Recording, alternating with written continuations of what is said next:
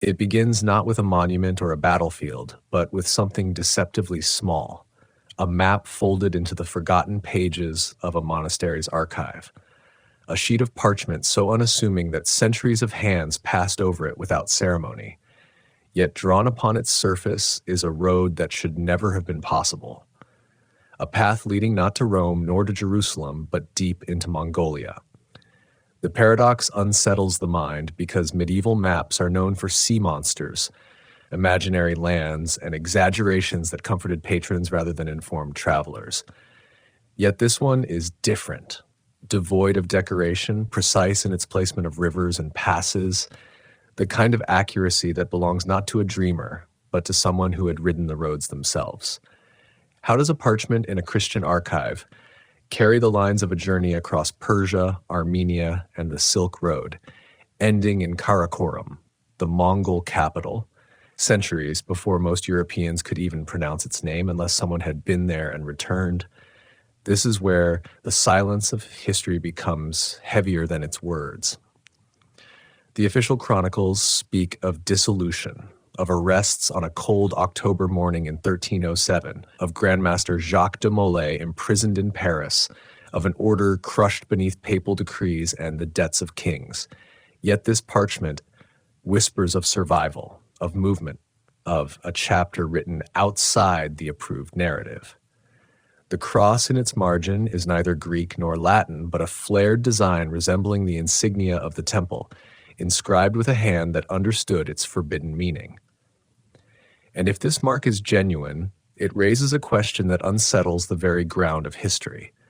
How could knights hunted across Europe be remembered by a symbol that resurfaces in Asia, where papal authority had no reach? Official accounts insist that the Templars vanished, absorbed by other orders or dissolved into civilian life. Yet the map suggests otherwise, a road planned for a purpose, an escape route traced by someone who valued accuracy above beauty, survival above glory, and silence above confession. The fall of Acre in 1291 had already left the order adrift, their last fortress in the Holy Land consumed by flames, their ships carrying remnants to Cyprus and Armenia, their very mission called into question as Crusader zeal faded from Europe's memory. But a brotherhood trained for war and steeped in secrecy does not evaporate because a king demands it. Rather, it disperses, fractures, and carries its memory into the shadows. So the map stands as an accusation, a relic that contradicts the story carved into stone by victors. It shows roads leading east, far beyond the gaze of bishops, toward a horizon where the law of the Pope could not follow. What if the order did not fall at all, but simply changed ground, shifting from the castles of Europe to the caravanserais of Persia, from chapels lit by stained glass to shrines whispered of in Central Asia? The Mongol Empire, at its height, controlled the largest continuous landmass in human history, binding together lands that stretched from the Pacific coast to the Black Sea. Under its authority, trade routes pulsed like arteries, carrying silk, gold, ivory, and secrets along their length. For a fugitive knight, this world offered both peril and sanctuary, a place where enemies could vanish into the current of caravans, their crosses hidden beneath merchant cloaks, their names erased, yet their discipline intact. The paradox grows sharper because to medieval Europe, the Mongols were the scourge of God, destroyers of cities, rivers, choked with the dead. Yet merchants whispered of a different empire, one that policed its roads with ruthless efficiency, one that permitted religions to coexist, one that welcomed skilled strangers if they could be of use.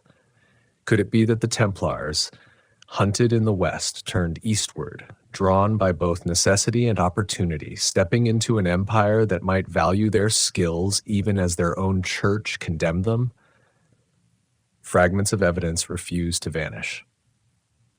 Geno's merchant records from Trebizond speak of foreign knights escorting convoys toward Tatar lands around 1310.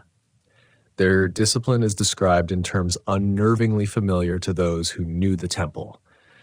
Armenian chronicles whisper of safe conducts granted to unnamed Latin brothers traveling east after 1307, their purposes cloaked in diplomacy, but their timing too precise to ignore. Coins minted by the order resurface in Persian hordes far from European markets, carrying the Red Cross into soils where no papal edict reached. Each artifact alone may be coincidence, but together they sketch a shadow parallel to the official story, a continuation that runs east rather than ending at the stake. The suppressed records deepen the suspicion. Papal inquiries omit entire testimonies. Regional archives carry neat erasures. Genoese ledgers show missing folios precisely in the years when fugitives may have sailed. An Armenian chancery rolls hint at Latin companions whose correspondence is now absent. Is this the decay of parchment or deliberate excision? Why do the silences appear at the very crossroads where an eastern trail would have passed? And why does a single map survive, drawn with the clarity of someone who knew the rivers and fords by name, while everything else dissolves into smoke? Here the mind drifts further to oral echoes gathered in Mongolian valleys. Tales speak of white riders from the sunset who brought steel and long swords, who fought alongside the Khan's men in a single battle and vanished. Folklore is no proof. Yet its persistence across centuries in lands where official chronicles rarely mention Europeans at all feels more than coincidence. The whispers of foreign guests, cloaked but disciplined, align with the paradox of that map, as if memory itself resists erasure, leaving behind a residue of presence that no decree could obliterate. History teaches that the Templars were annihilated by greed and fear, but the artifacts, the gaps, and the forbidden lines on vellum hint at a different story, one where survival lies not in castles, but in exile, where roads drawn east carry the last embers of a brotherhood toward a horizon unacknowledged by the West. If this is true, then the greatest silence is not in what is lost, but in what is deliberately hidden, the possibility that the temple lived on, transformed, waiting beyond the mountains and deserts in a world untouched by papal bulls. If you believe this story is worth continuing, hit subscribe, not just to follow, but to keep these unanswered questions alive. Now, dim the lights. Maybe turn on a fan for that soft background hum, and let us ease into tonight's journey together. As the hall grows darker, the flame of the candle throws long shadows against the stone. The map lies before us once more, its lines unwavering, its ink defiant, pointing eastward toward a destination that should not exist. And the question rises like a chill through the room. What if the order never ended, but slipped into the Silk Road? Its memory woven into a fabric of trade, legend, and silence, waiting for those awake enough to notice the path. The parchment carries its secret not only in the roads it marks, but in the strange symbol drawn upon its margin. A cross neither Latin nor Greek, its arms flaring outward in a form associated with the temple, a design that should not have been seen in the East at all. Yet there it rests, faded but still recognizable, a reminder of a brotherhood that official history insists had already been extinguished. The paradox gnaws at the accepted story, because if the cross was inscribed by a Templar hand, then its presence here suggests not only survival but intention, the marking of territory, a claim silently staked in lands far beyond the Pope's reach. And if it was not Templar, then who else would use such a distinctive emblem? And why would it be placed beside the road to Karakorum? This single symbol raises a shadow across centuries, a sign of continuity in a world told to believe in an ending. The Order's insignia was never mere decoration. It was a declaration of purpose, painted on shields, sewn into mantles, stamped into seals and coins, a constant reminder of vows taken and causes defended. To find it outside of Europe after the arrests of 1307 is to glimpse defiance written in geometry. Perhaps it was left deliberately, a quiet beacon for brethren scattered to the wind. Or perhaps it was instinct, the mark of an identity that could not yet be shed, even in exile. What if these riders moving eastward could not help but etch their emblem into stone, cloth, or parchment, knowing that even if the West condemned them, the cross still bound them to one another? History records the arrests in Paris, the imprisonment of Jacques de Molay, the dissolution announced by papal bull. Yet the records also fall strangely silent on many who slipped away. Unnamed brothers questioned once and never again. Ships seen departing ports without return. Rumors of contingents traveling inland under banners no one could identify. If the order had truly ceased, why do so many of its symbols surface in places where they should never be? Why do seals bearing the cross appear in Persian hordes or carvings weathered into Armenian towers? A symbol has no reason to exist unless carried there by men, and men do not march across half the known world without a plan. The paradox deepens because symbols can outlive their makers, yet they rarely travel without hands to bear them. In the decades after 1307, the temple's mark appears not only in Western Europe's memories, but along roads eastward, far from inquisitors and courts. Perhaps these signs were warnings, or perhaps they were waymarks guiding others along routes deliberately mapped, a clandestine network disguised as the trade of silk and spices, a trail of insignia scattered like breadcrumbs across deserts and passes. What story is hidden in these marks that official history refuses to acknowledge? The Mongol world was not closed to strangers. Its khans welcomed envoys from Persia, Armenia, and even Europe, and its roads thrummed with caravan traffic under imperial watch. A symbol placed in this environment would not have gone unnoticed. It would be recognized by those who knew its meaning and dismissed by those who did not. Could it be that the Templar cross carved or inked in quiet places was a language of survival? A code of presence used by a brotherhood moving under disguise? To leave it was to say, we are still here, even if unseen. The church condemned the temple for secrecy, for hidden rituals, and for veiled meanings.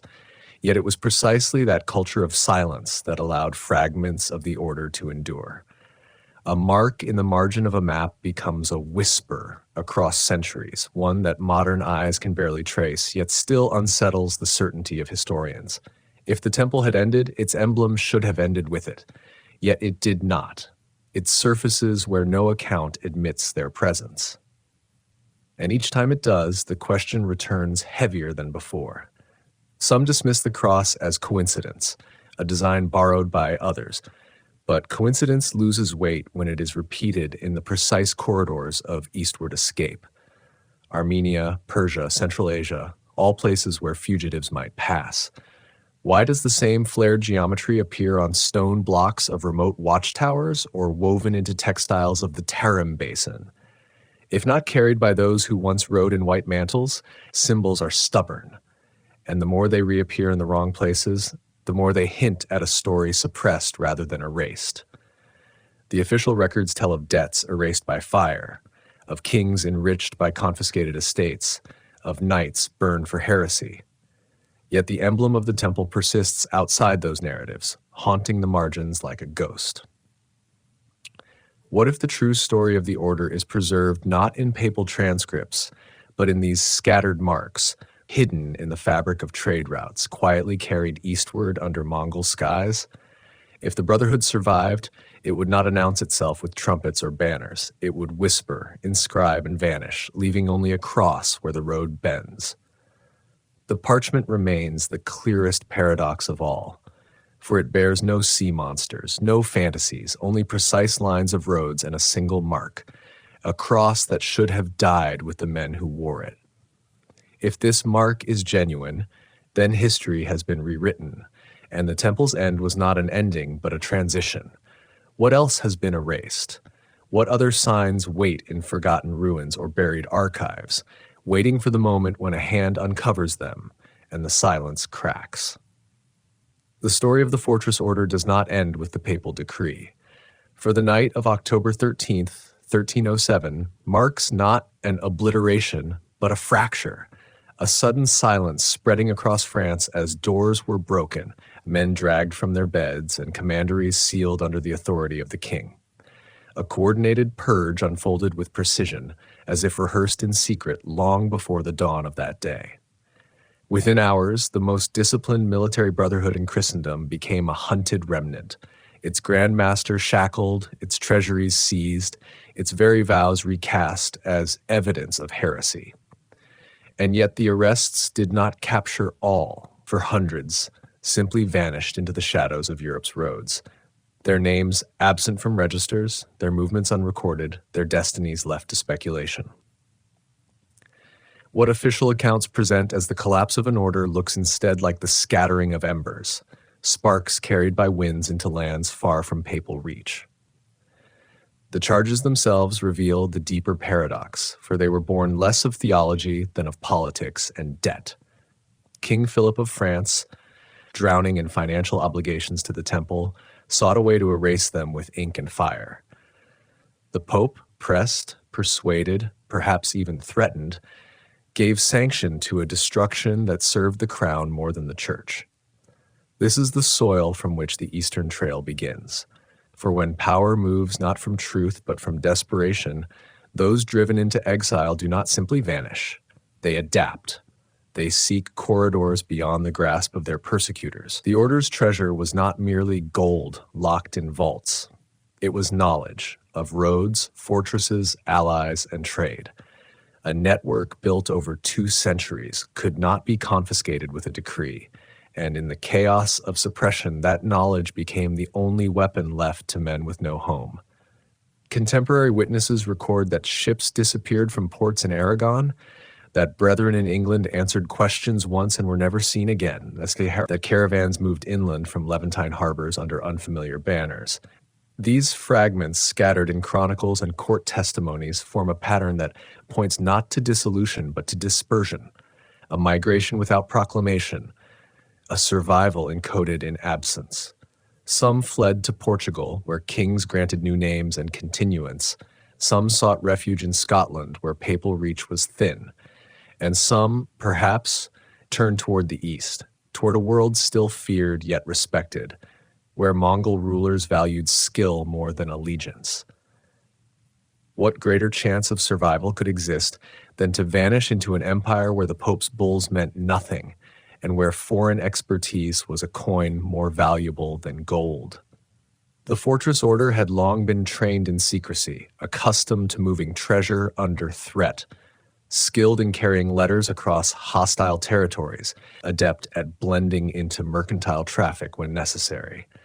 Such habits prepared them for exile better than any other institution of their age. And when the order's fall came, these habits became lifelines. To move eastward was not madness. It was strategy. A way to outlast a sentence imposed in Europe by taking refuge in lands where no such sentence held weight. And if the map that began this story is indeed Templar, then it is not the vision of a dreamer, but the chart of fugitives. The evidence that the fall of 1307 did not end their mission, but redirected it along the arteries of the Silk Road. Official histories paint the arrests as decisive, yet the deeper record is riddled with absence, as if whole chapters were removed. Why do papal transcripts preserve only fragments of trials while local testimonies vanish? Why are ledgers of property transfers abruptly cut at the moment of suppression? Why are maritime logs erased precisely in the weeks when ships were said to slip from their moorings? The very precision of these silences is suspicious, for erasure in the medieval world was rarely so tidy. It suggests not decay, but intention, as though someone understood that a story continued eastward and chose to obscure its trail. The fortress order may have fallen in France, but its remnants were not bound to die with their master. Instead, they carried their vows and their secrets across borders, unacknowledged, yet unbroken. What remains of their presence is faint. A coin here, a seal impression there, an Armenian record of Latin brothers granted safe conduct, a Persian account of foreign riders arriving with gifts of steel. None of these are proof on their own, but together they whisper of a continuity denied by the loud proclamations of popes and kings. History speaks of destruction, yet the artifacts speak of persistence, a contradiction that cannot easily be dismissed. The paradox of the fortress order's end is that it does not resemble an end at all, but rather a transformation, a passage from the visible to the hidden, from the fortress of stone to the fortress of silence. The memory of Jacques de Molay burning at the stake dominates the imagination of Europe. Yet his execution was not the final act of the temple, only the public performance of its defeat. Behind the smoke and fire, the brethren were already gone, riding unrecorded roads, crossing unnamed mountains, carrying with them the discipline of centuries. Where did they go? What did they seek? If the emblem carved in the margin of a map is any guide, their road led eastward toward a horizon forbidden by the narratives of Europe, yet preserved in fragments scattered across Asia. Thus, the story of the fortress order dissolves into silence after 1307. Yet silence is not absence. It is the ground from which speculation grows, the canvas upon which fragments can be arranged into patterns. The paradox is clear. An order declared destroyed continues to leave traces in places where it should not exist. And the map that began our journey insists upon a path leading away from the ruins of France toward the plains of Mongolia. If the temple truly perished, why do its shadows fall across the deserts of Persia and the mountains of Armenia? Why does its symbol reappear far beyond the reach of papal law? The fortress order may have fallen in Europe, but its story lingers east of the horizon, waiting to be heard. In the weeks that followed the arrests, not every harbor remained silent, for some ports recorded the sudden disappearance of vessels once anchored under Templar authority. Their names absent from later ledgers, their cargoes never declared, their destinations unknown. The Chronicles of Aragon speak of ships departing in haste, vanishing into waters where papal writ could not chase them.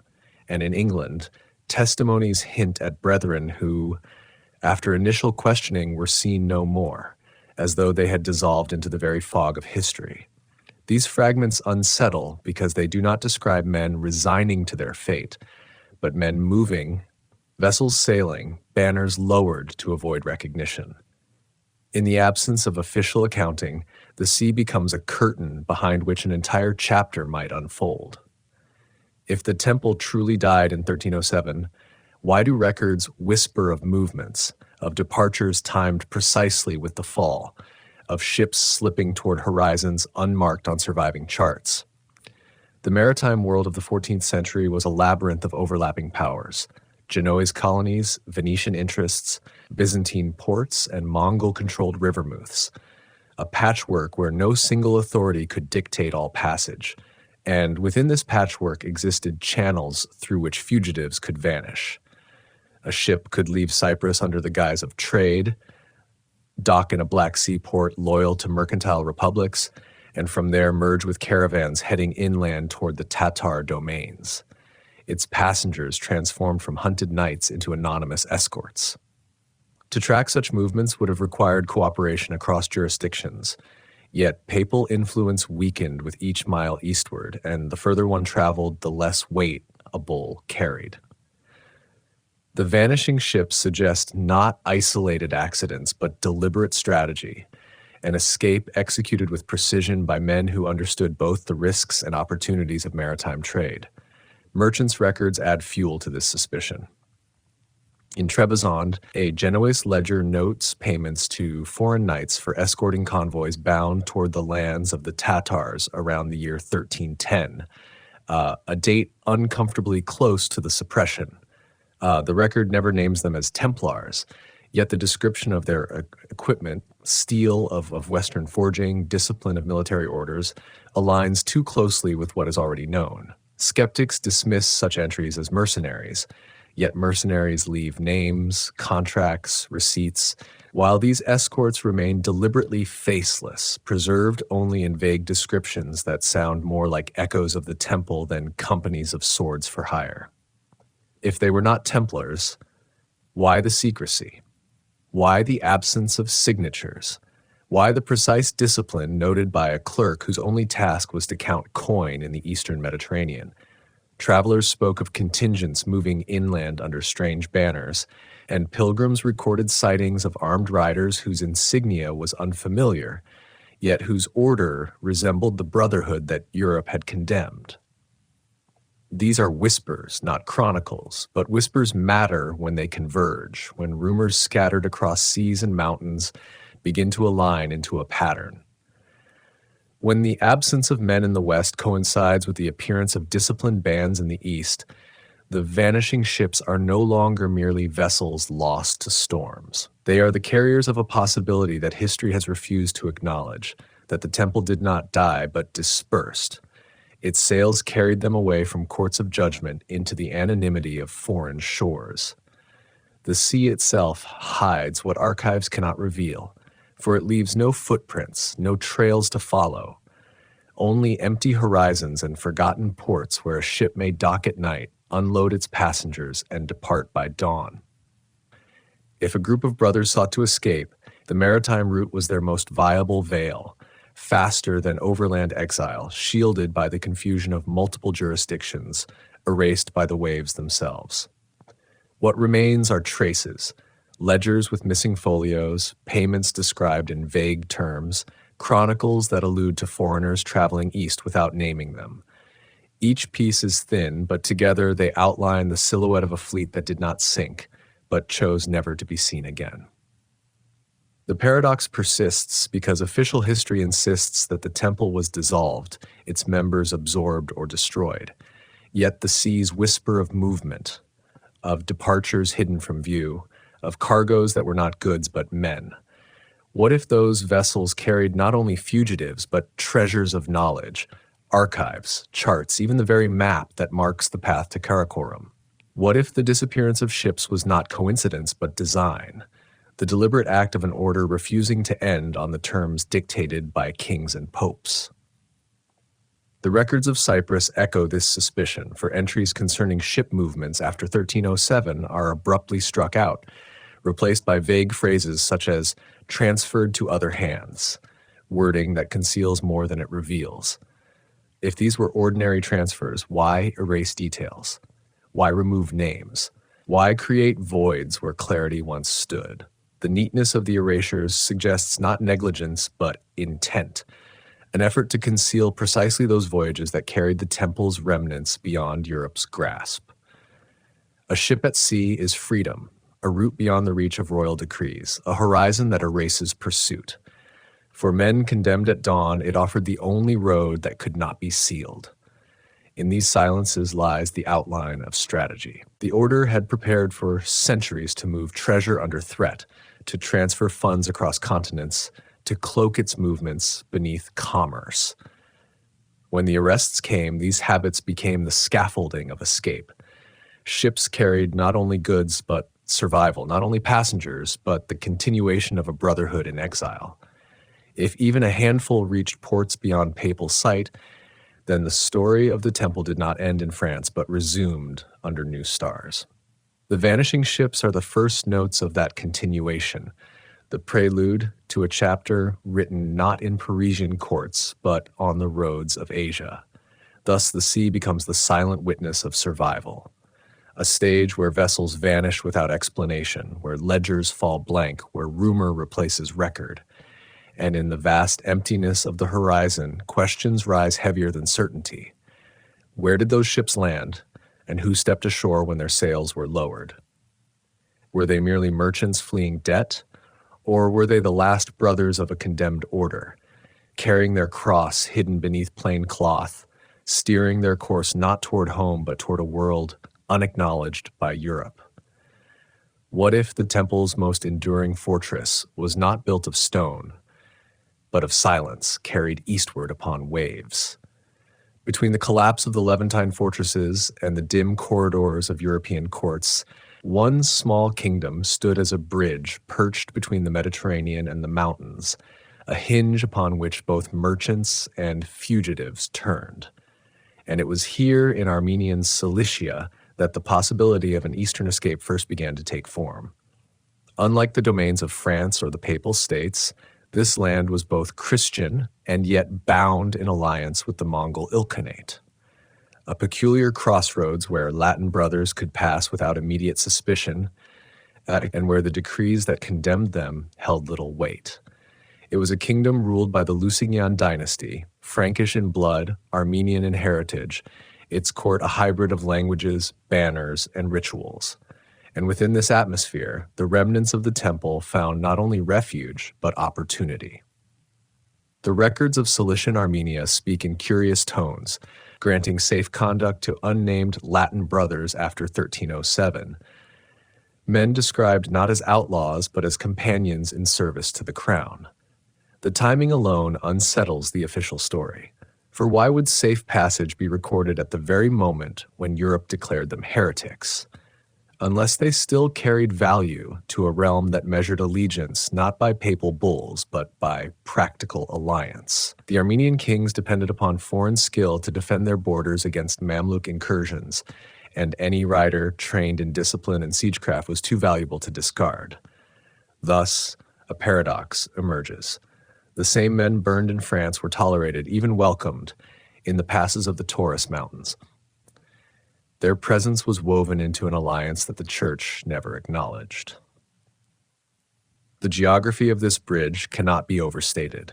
From the ports of Cilicia, ships sailed to Cyprus and Genoese colonies, while from its mountain passes, caravans threaded east toward Persia. Fortresses dotted the highlands, controlling roads that linked Mediterranean harbors to interior routes. And in these stone outposts, Templars had long maintained garrisons, protecting both trade and crusader ambition. Even after Acre's fall in 1291, records suggest that detachments of the order remained in Armenia, securing privileges in exchange for military aid. When the suppression struck Europe, these outposts became lifelines, staging grounds from which brothers could slip eastward beneath the protection of Armenian banners.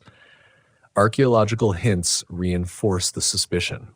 Near the Cilician gates, fragments of iron stirrups and spurs of unmistakably Western design have been uncovered, dated to the early 14th century.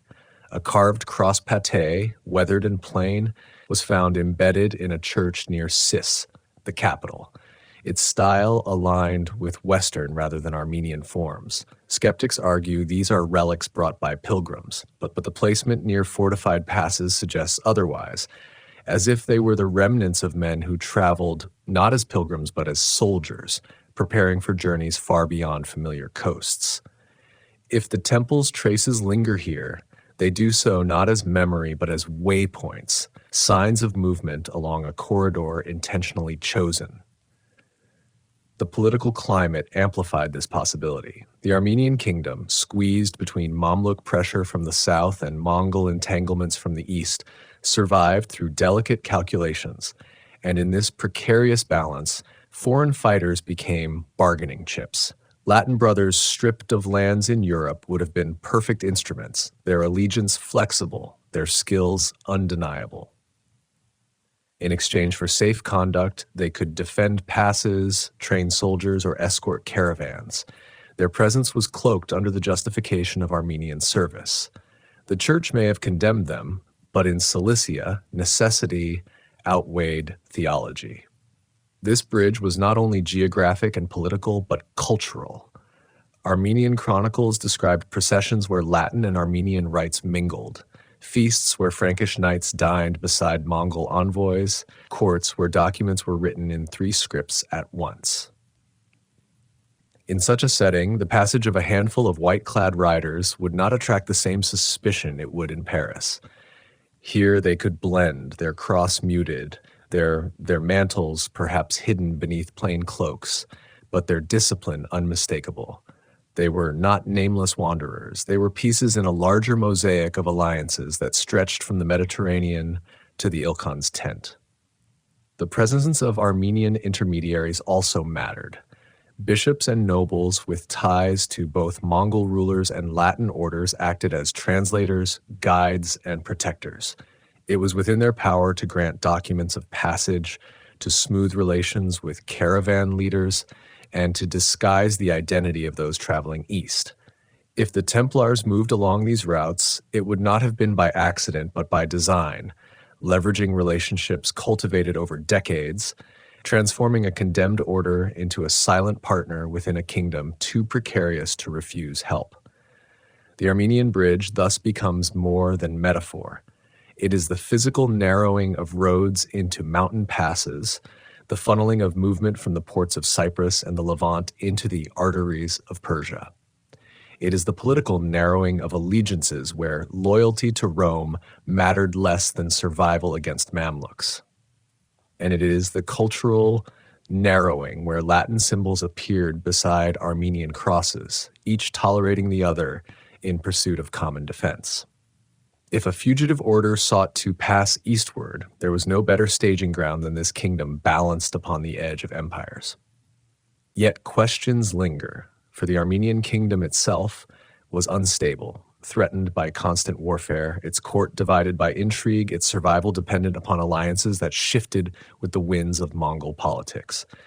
Could such a fragile realm truly sustain a clandestine movement of Templars?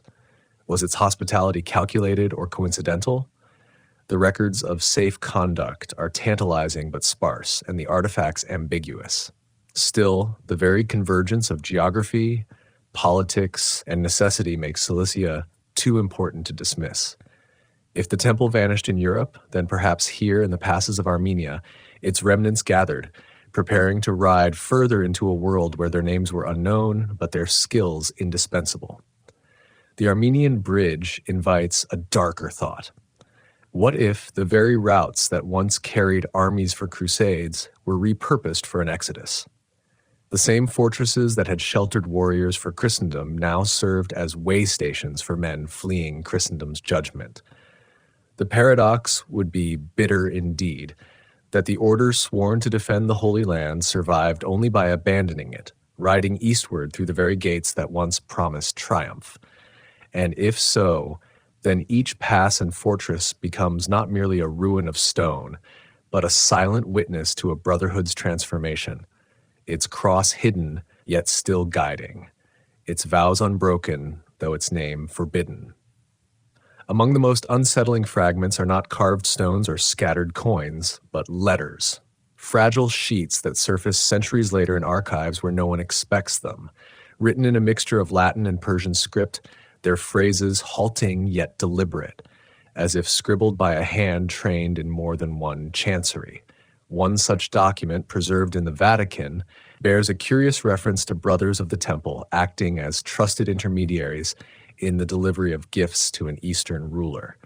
And though it carries no date and no signature, its handwriting reveals training in an ill-known office, a signal that this was not a European fabrication, but something born of the Mongol world itself. The gift is described as elusive, for the word chosen could mean relics, horses, or weapons. And in this deliberate ambiguity lies a greater mystery. For why would the temple be linked to exchanges conducted far beyond the lands where it was condemned? Even more telling is a Genoese merchant record from Trebizond, noting a payment made to foreign knights for escorting a convoy toward the cities of the Tatars around the year 1310. Precisely the window when Europe was still reverberating with the shock of suppression. The clerk does not call them Templars, yet the description of their armor and bearing matches accounts of the order's discipline, and the silence of names, the refusal to attach identities, reads like a shadow drawn across parchment. Why would merchants with no interest in myth or conspiracy record such details unless the encounter was genuine? These letters and ledgers do not proclaim survival, yet they whisper it, each word a thread woven into a pattern that resists erasure. The paradox deepens when Mongol correspondence is considered. Formal letters between Hulagu Khan and King Louis IX of France survive, their tone alternating between arrogance and invitation, proposing alliances against Muslim powers, couched in the confident language of an empire that demanded respect. These are known and catalogued, yet alongside them linger scraps, references to envoys unnamed, to messengers carrying letters whose origins are obscure, to prior exchanges not preserved in official annals. In several Mongol communications, there is an assumption of familiarity, a reference to envoys who came before, a casual mention of mutual understanding, as though some exchanges existed outside the frameworks of monarchs and popes. Could it be that within these gaps moved figures of the temple, operating in silence, trusted enough to deliver gifts, yet invisible enough to leave no signature? Letters are fragile, their survival rare, and their loss easy to explain by time or fire. Yet the precise silences are suspicious, for missing folios appear exactly in the years after 1307, the very window when fugitives might have turned east. Armenian chancery rolls hint at Latin companions, but omit their correspondence. Persian historians allude to letters of cross-bearers no longer available. Ginos ledgers lose pages covering convoys bound eastward. Is this decay or deliberate removal? A pruning of archives to obscure inconvenient traces? The effect is the same, a trail that stops just where it should continue, forcing speculation to fill the void. Yet in the few letters that remain, the presence of outsiders bearing crosses is not denied but hinted, half visible like a watermark in fading ink. The most curious is a single sheet divided between Latin and Persian. Its scribe was evidently comfortable in both tongues, a bilingualism unusual for casual commerce, but common for those entrusted with diplomacy. It mentions brothers of the temple without naming them directly, a circumlocution that both conceals and reveals, like a mask that nonetheless betrays the features beneath. If authentic, it would place the temple's remnants not as mercenaries or wanderers, but as intermediaries, men moving between worlds, delivering gifts that could be gold, relics, or strategy. What better role for a brotherhood accustomed to secrecy, trained to handle treasure and correspondence, than to vanish into the currents of Eastern diplomacy? The idea unsettles because it suggests continuity of mission even after suppression, that while Europe believed the order extinguished, fragments of it operated beyond jurisdiction, carrying messages and gifts across the Silk Road under the shadow of Mongol banners. If so, then the silence of archives is not accidental, but protective, a veil drawn to preserve the memory of those who survived. For letters are more than words. They are contracts, promises, confessions, and threats, and their deliberate erasure would serve any power seeking to conceal an inconvenient alliance. What if the true history of the temple lies not in chronicles of trials, but in these scattered sheets, half destroyed, half preserved, each one a ghost of a conversation Europe was never meant to hear? The Genoese record remains the most tangible, for merchants cared little for theology, and their ledgers were written not for myth, but for balance. To note foreign knights escorting convoys to Tatar cities was not an act of imagination, but of bookkeeping. Yet its timing coincides too neatly with the exile of Templars. Skeptics argue that these were mercenaries, and perhaps they were. But mercenaries did not possess the resources to equip entire companies, nor the discipline recognized even by outsiders, nor the training to navigate both Latin and Mongol customs.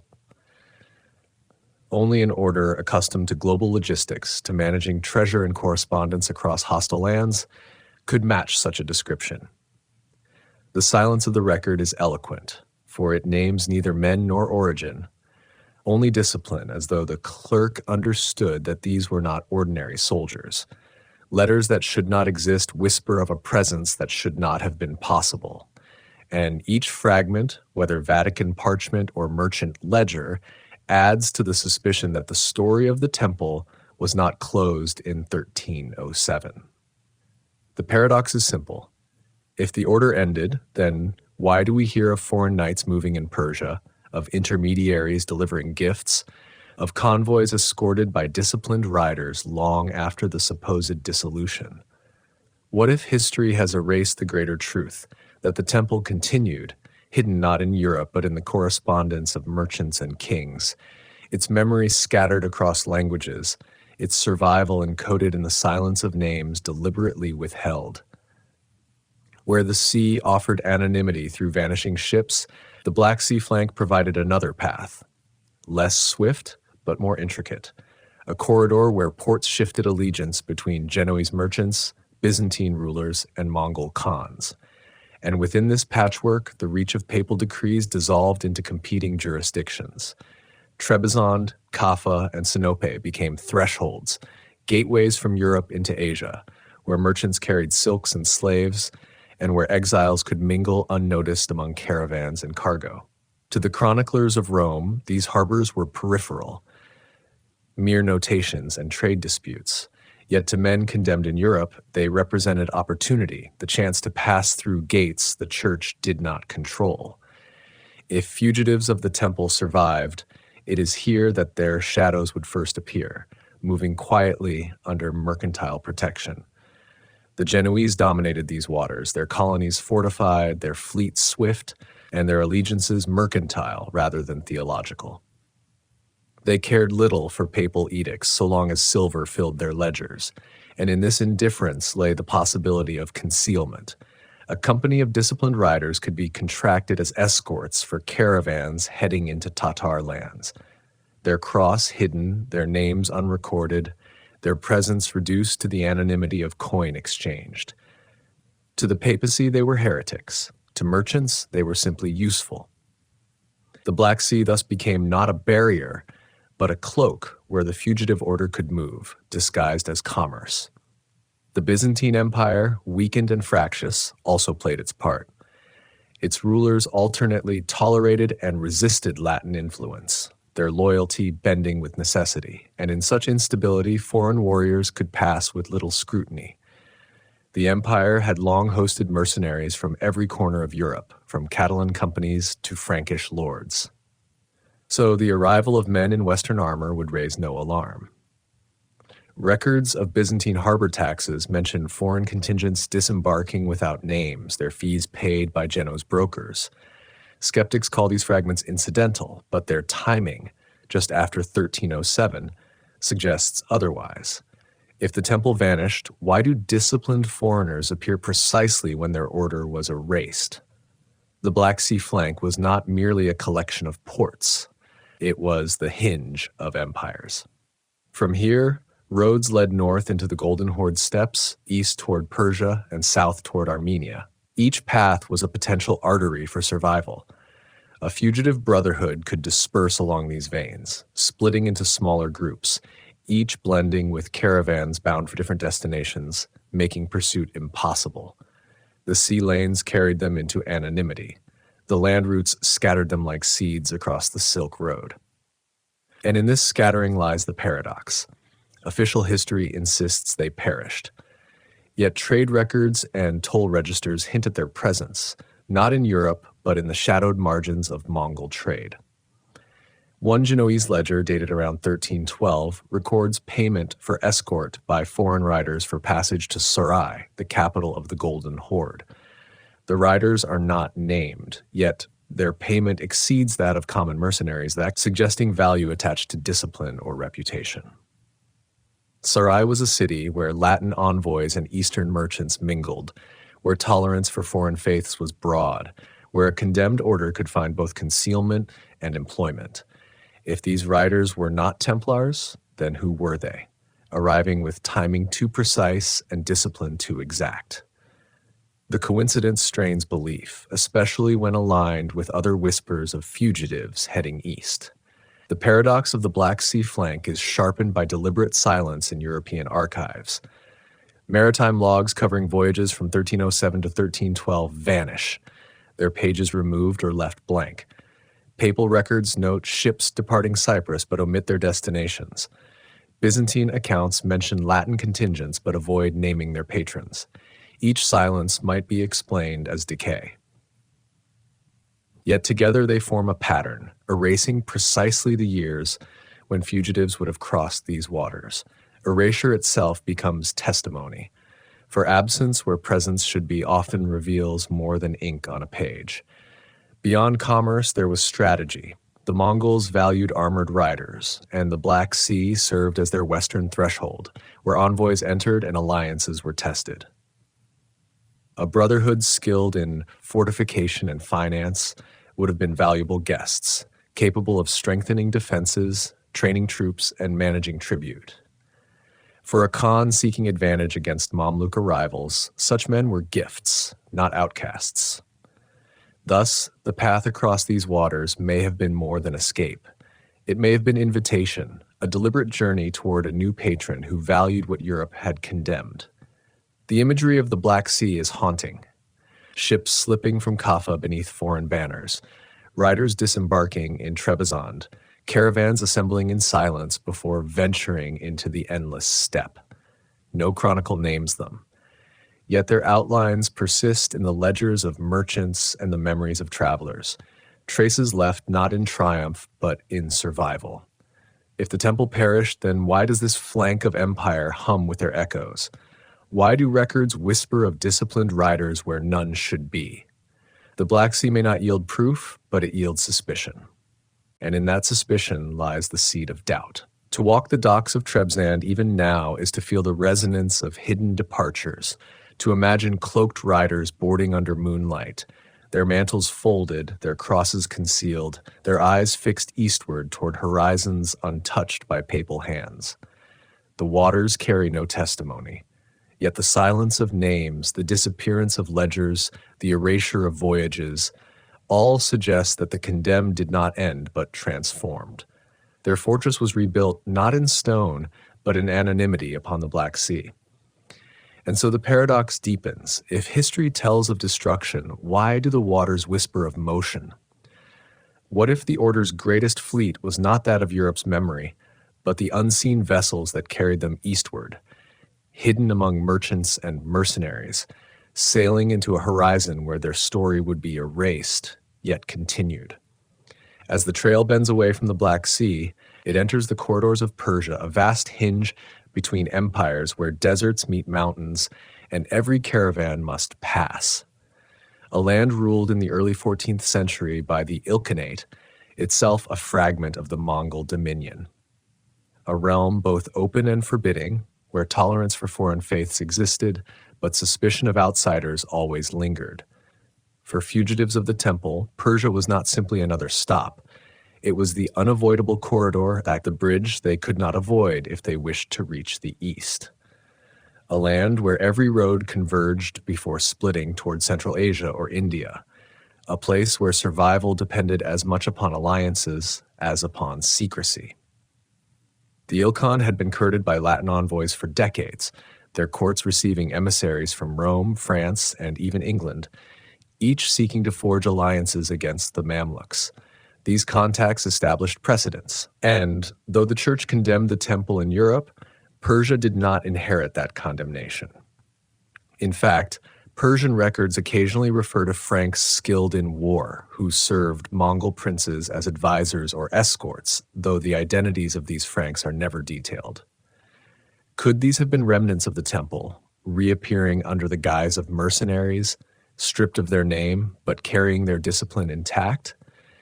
If so, then Persia was not merely a passage, but a host, a crucible where the order could adapt to a new world.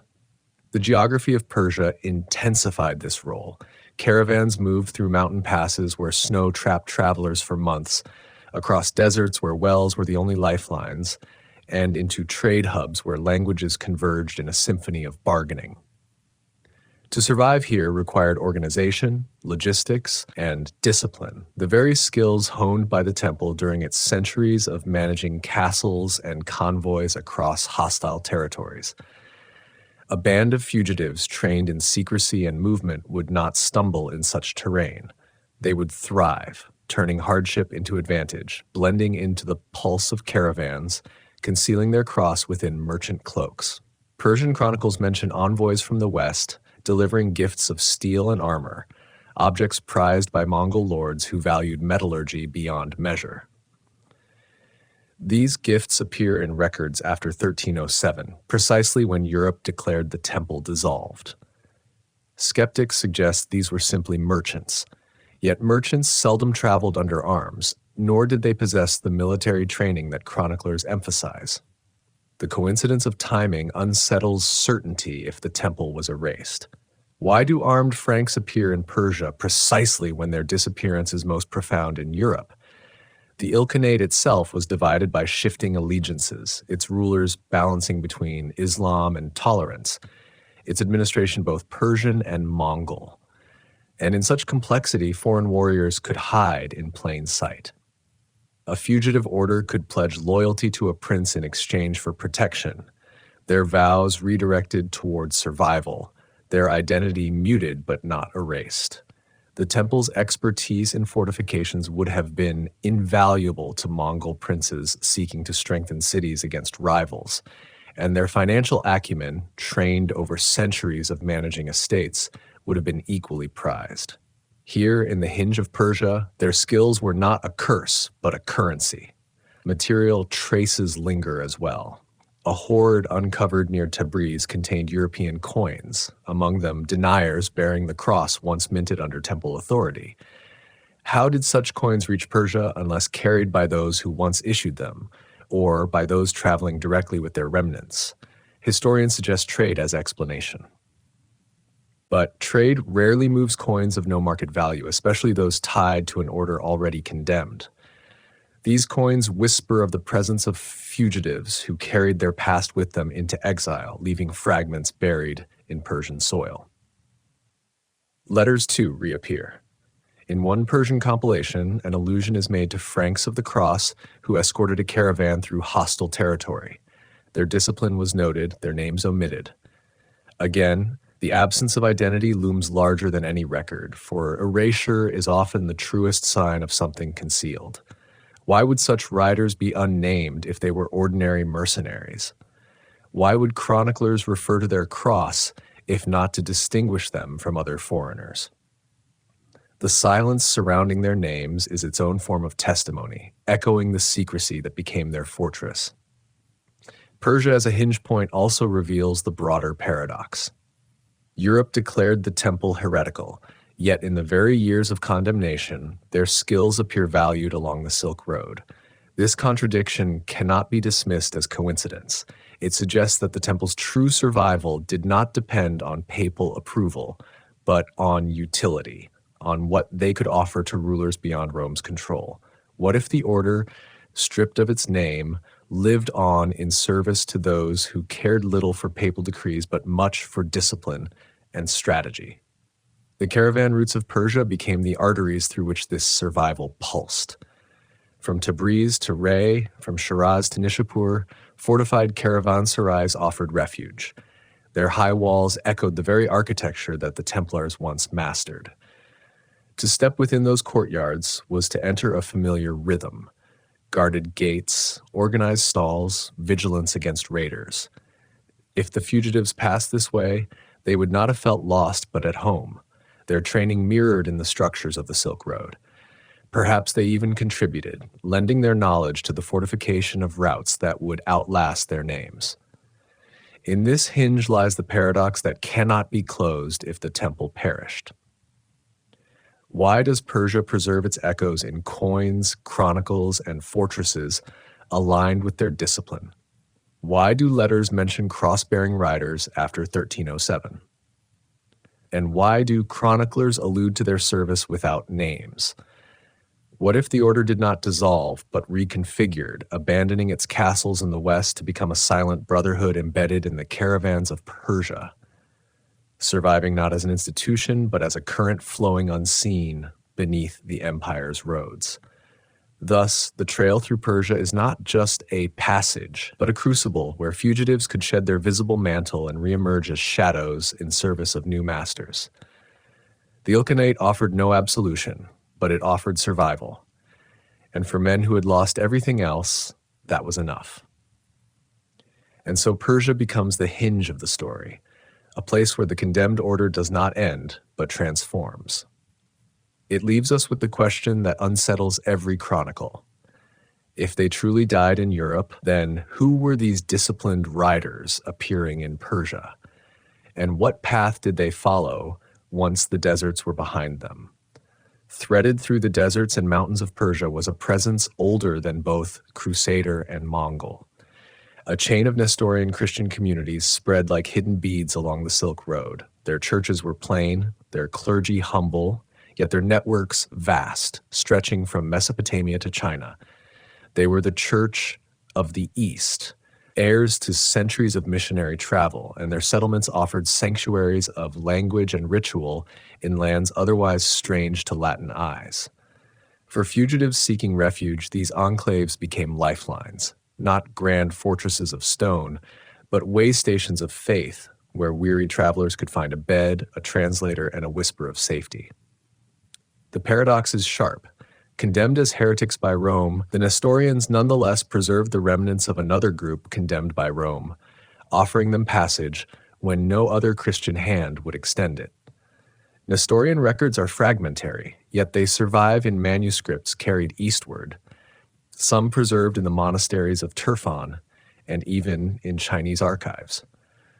These texts occasionally mention foreign visitors from the West, men who bore crosses unlike their own, men who sought sanctuary in places far removed from papal reach.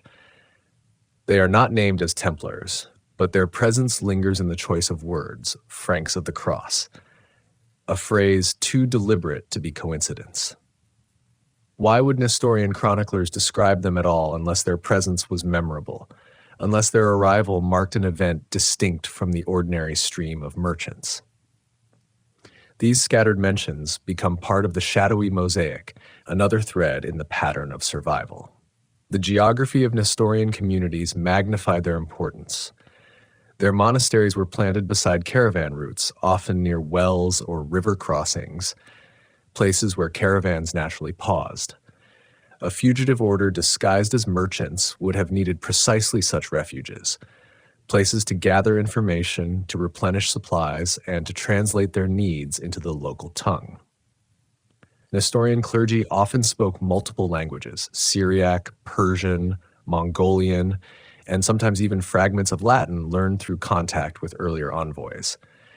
In such enclaves, the silence of exile could be broken, if only briefly, by words understood. What better network for survival than one already accustomed to existing in the margins?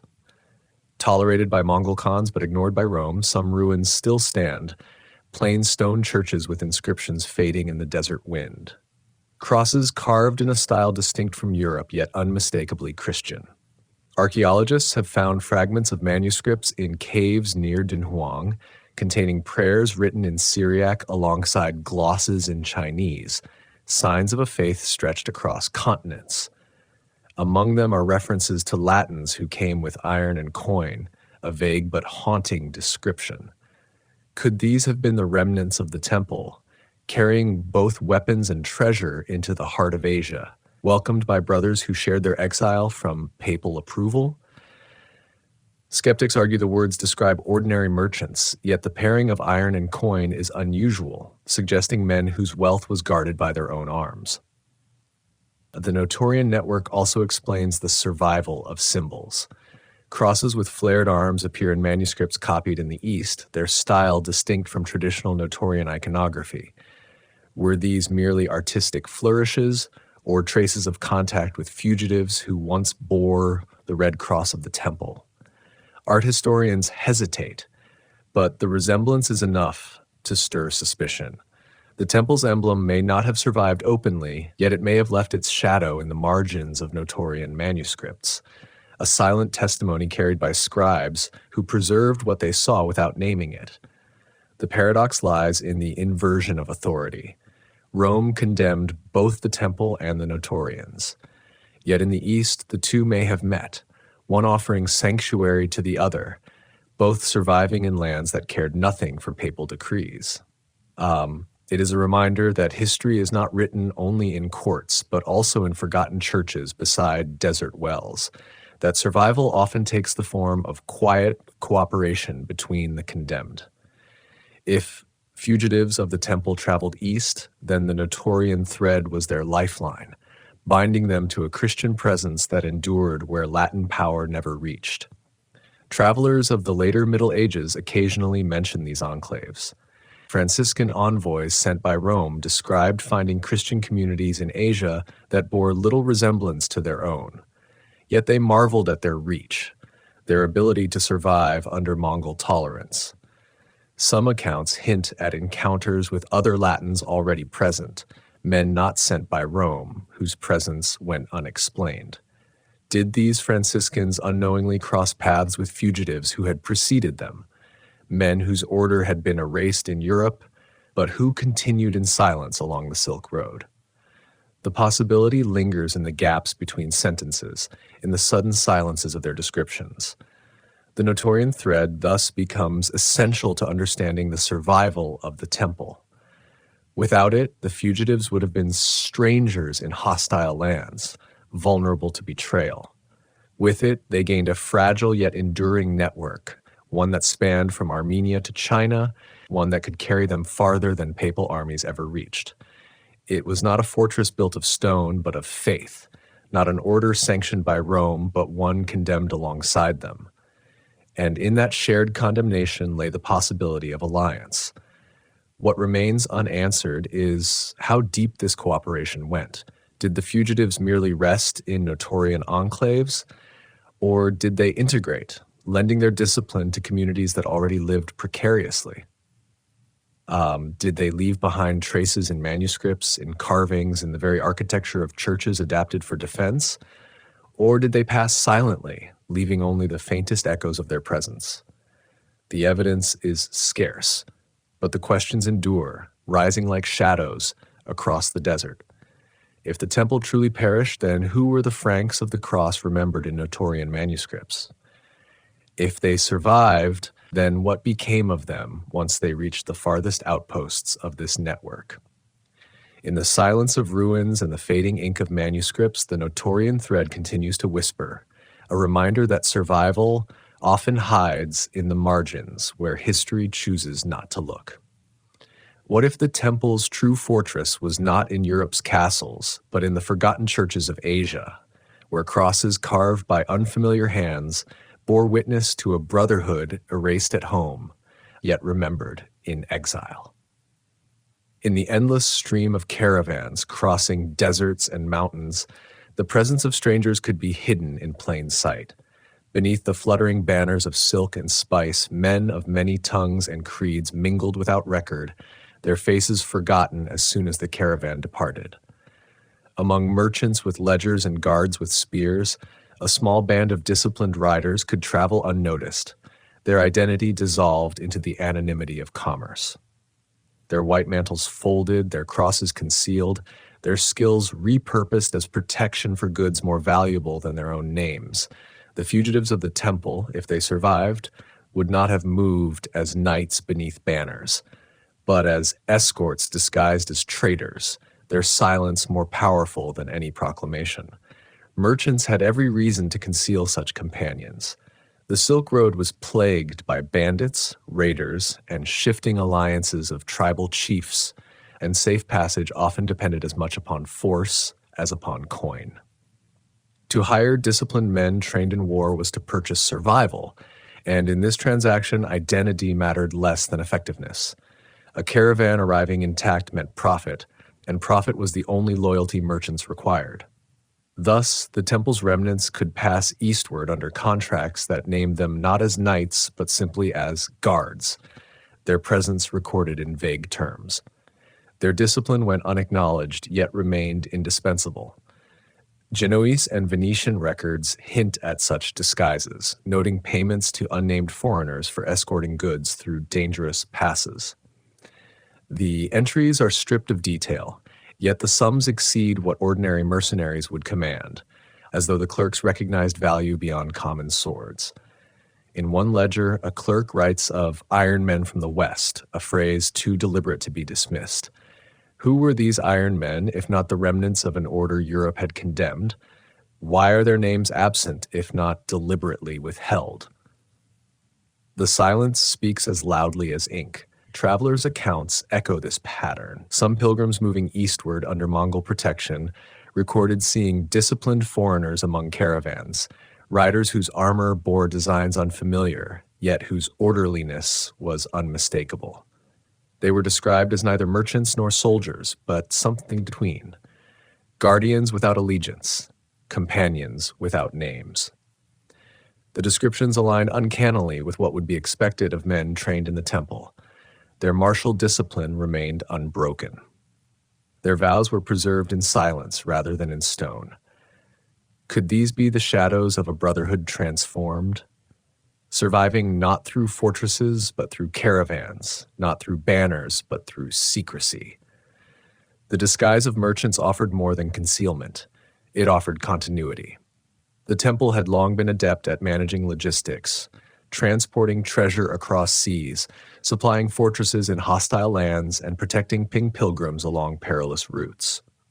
To fold themselves into caravans was not a departure from their mission, but its continuation, reimagined for survival.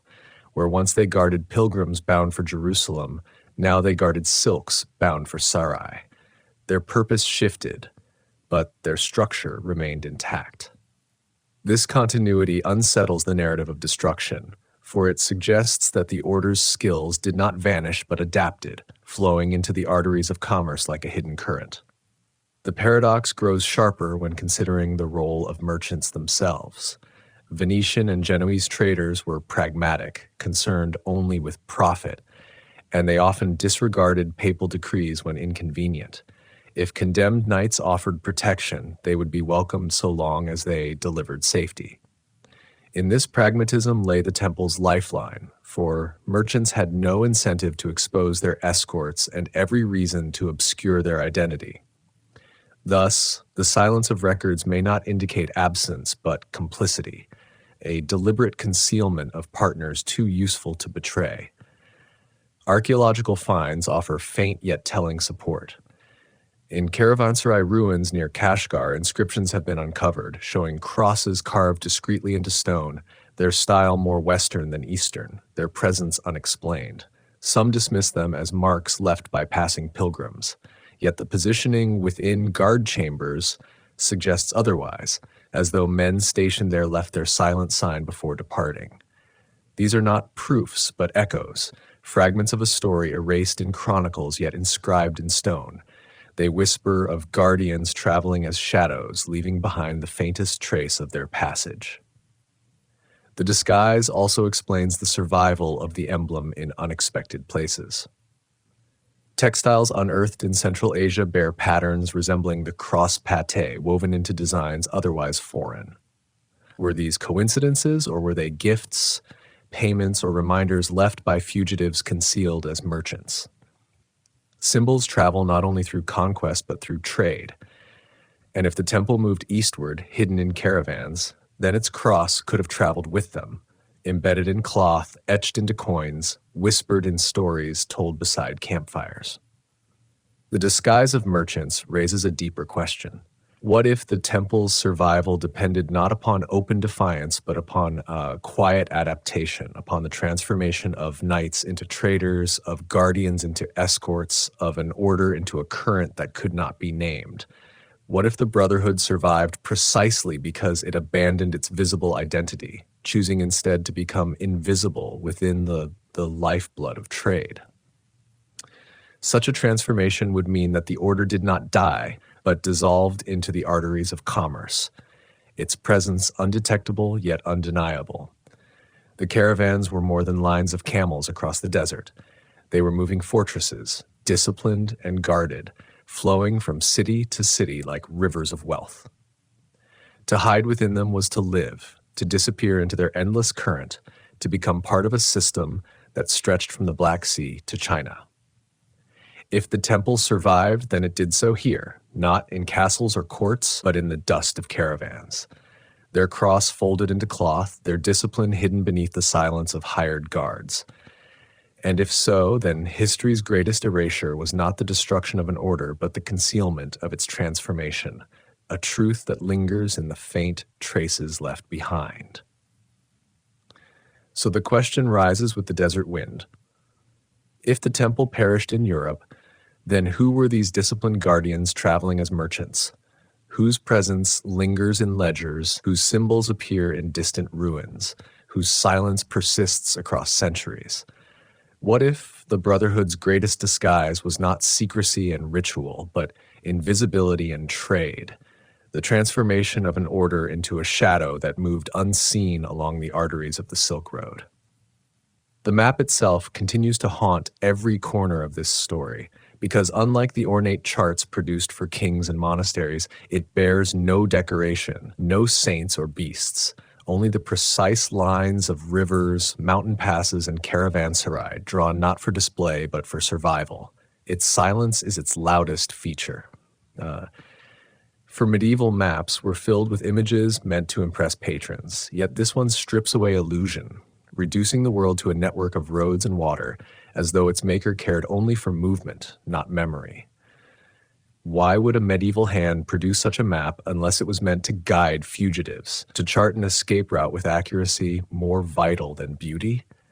And why does its line end not in Jerusalem or Rome, but in Karakorum, the Mongol capital, a city beyond the reach of Europe's chronicles? The precision unsettled scholars for caravanserai marked on its parchment align with known sites still standing today, their locations matching not rumor but reality. Each stop is placed at intervals consistent with the daily march of men and beasts. Each river crossing is marked where fords are known to exist. This is not the work of imagination, but of experience, the product of someone who traveled the route or had reports from those who did. Those who did. If such knowledge existed in Europe during the early 14th century, it had no business being confined to a monastic archive unless it was meant to be hidden from eyes that would question its purpose. The map's silence is deliberate, a refusal to say more than necessary, a refusal to name its makers, yet its very precision betrays them. Historians dismiss such maps as anomalies, attributing them to merchants or envoys, but merchants rarely carried parchment of such detail, and envoys often embellished to flatter their patrons. This map flatters no one, it records only what matters to survival. Its austerity suggests a military mind, a brotherhood trained to strip information down to essentials, to chart distances, supplies, and threats with unerring clarity. Who else but fugitives of the temple, disciplined in secrecy, accustomed to logistics, and desperate for safe passage, would create such a guide? The silence of the map mirrors the silence of archives. Where chronicles proclaim destruction, the map whispers continuity. Where papal bulls erase names, the parchment preserves roads. It is as if memory itself shifted eastward, abandoning castles and estates for the thin ink of survival scratched upon vellum. And its presence in an archive is paradoxical, for why would such a chart remain if every effort was made to erase the order's memory?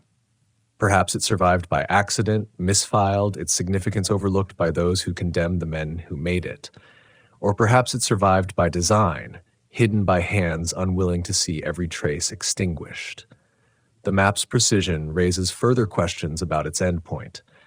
Karakorum was not a city of legend, but of record, described by William of Rubruck decades earlier. Its layout was marked by palaces, markets, and temples of many faiths. But what reason would fugitives from Europe have to seek it? The answer lies in opportunity. The Mongol court welcomed skilled foreigners, valued their knowledge, and tolerated their faiths.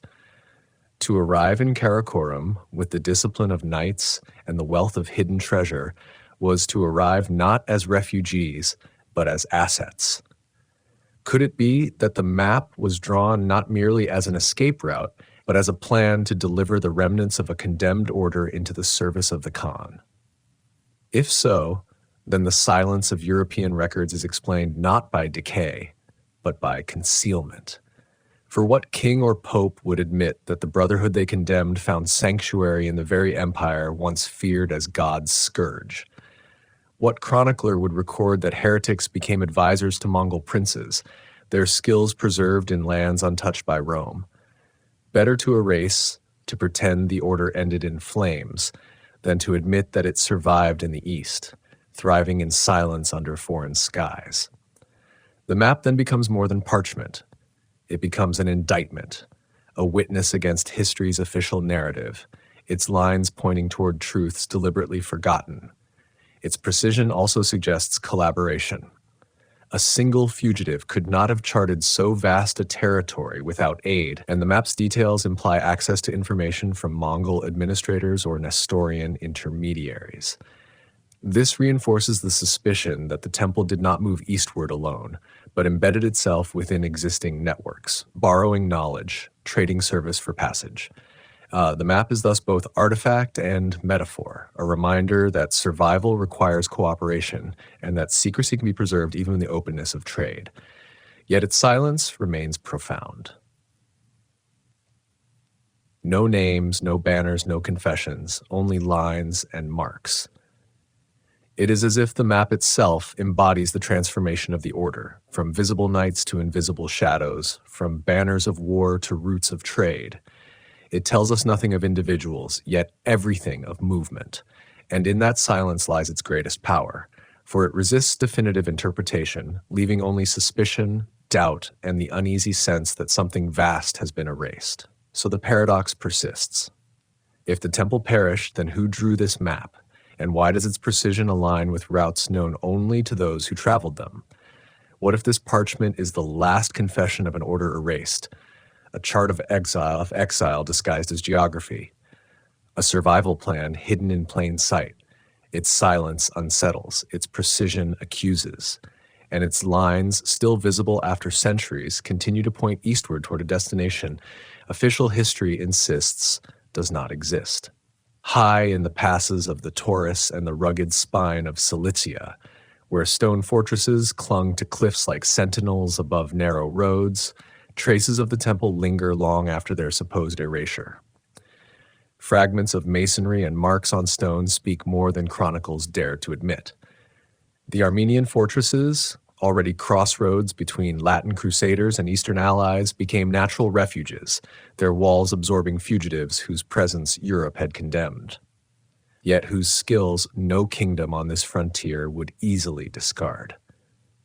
Within these fortresses, the paradox emerges sharply, for the very architecture bears whispers of Latin influence. Crosses carved in styles foreign to Armenia, masonry techniques aligned with Western fortification, fragments of inscriptions weathered but still legible in the dim light of mountain valleys. If the temple perished in France, why do its fingerprints remain upon Armenian stone? The fortress of Sis, capital of the Armenian kingdom, stood as a hub of alliances where envoys from Mongol courts mingled with Latin priests and where defensive works bore the unmistakable logic of Western design. Scholars note bastions shaped for artillery before artillery even arrived, suggesting advisors versed in innovations not yet common in the East. Who supplied such knowledge if not fugitives trained in fortress design? Men who once defended Acre and Tortosa now transferred their expertise in exile. Armenian chronicles record that foreign knights aided in strengthening defenses against Mamluk incursions, yet they are never named, only alluded to as companions of the king.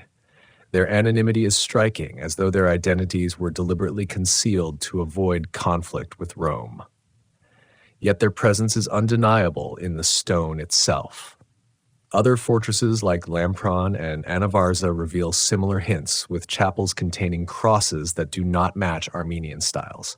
Their flared arms resembled the P associated with the temple. Weathered inscriptions mark dates perilously close to 1310, when Europe was scouring its lands of the Brotherhood.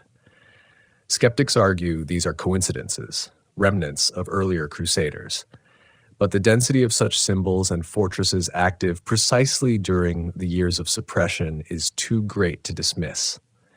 It is as though the mountains themselves preserved what Europe sought to erase, holding within their stones the hidden exile of a brotherhood forced into silence. Travelers' accounts add weight. A Franciscan envoy passing through Cilicia on his way east noted the presence of foreign knights in service to the king. Men disciplined, armed, and distinctly Latin, yet unnamed in his report. His words, brief and cautious, suggest recognition but avoidance, as if he feared to record too much. Another Armenian document grants privileges to Brothers of the Cross, their function described as guardians of mountain passes. The terminology is vague, yet the timing is precise. If these were not remnants of the temple, then who were they, appearing exactly when the order was being erased elsewhere? The political reality explains this paradox. Armenia, squeezed between Mamluks to the south and Mongol entanglements to the east, had little reason to heed papal decrees, for survival depended on alliances, not obedience. A company of skilled foreign knights would be embraced. Their condemnation in Europe was irrelevant compared to their value in holding back invaders. Thus, the fortresses became more than stone walls. They became veils, concealing fugitives behind the guise of allies, transforming condemned men into indispensable defenders. The papacy might call them heretics, but in Armenia, they were lifelines.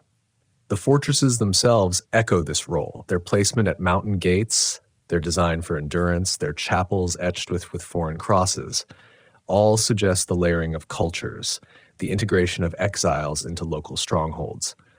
To walk their ruins today is to see paradox-made stone, Latin motifs beside Armenian inscriptions, Western designs and Eastern walls, silence in chronicles, yet testimony in architecture.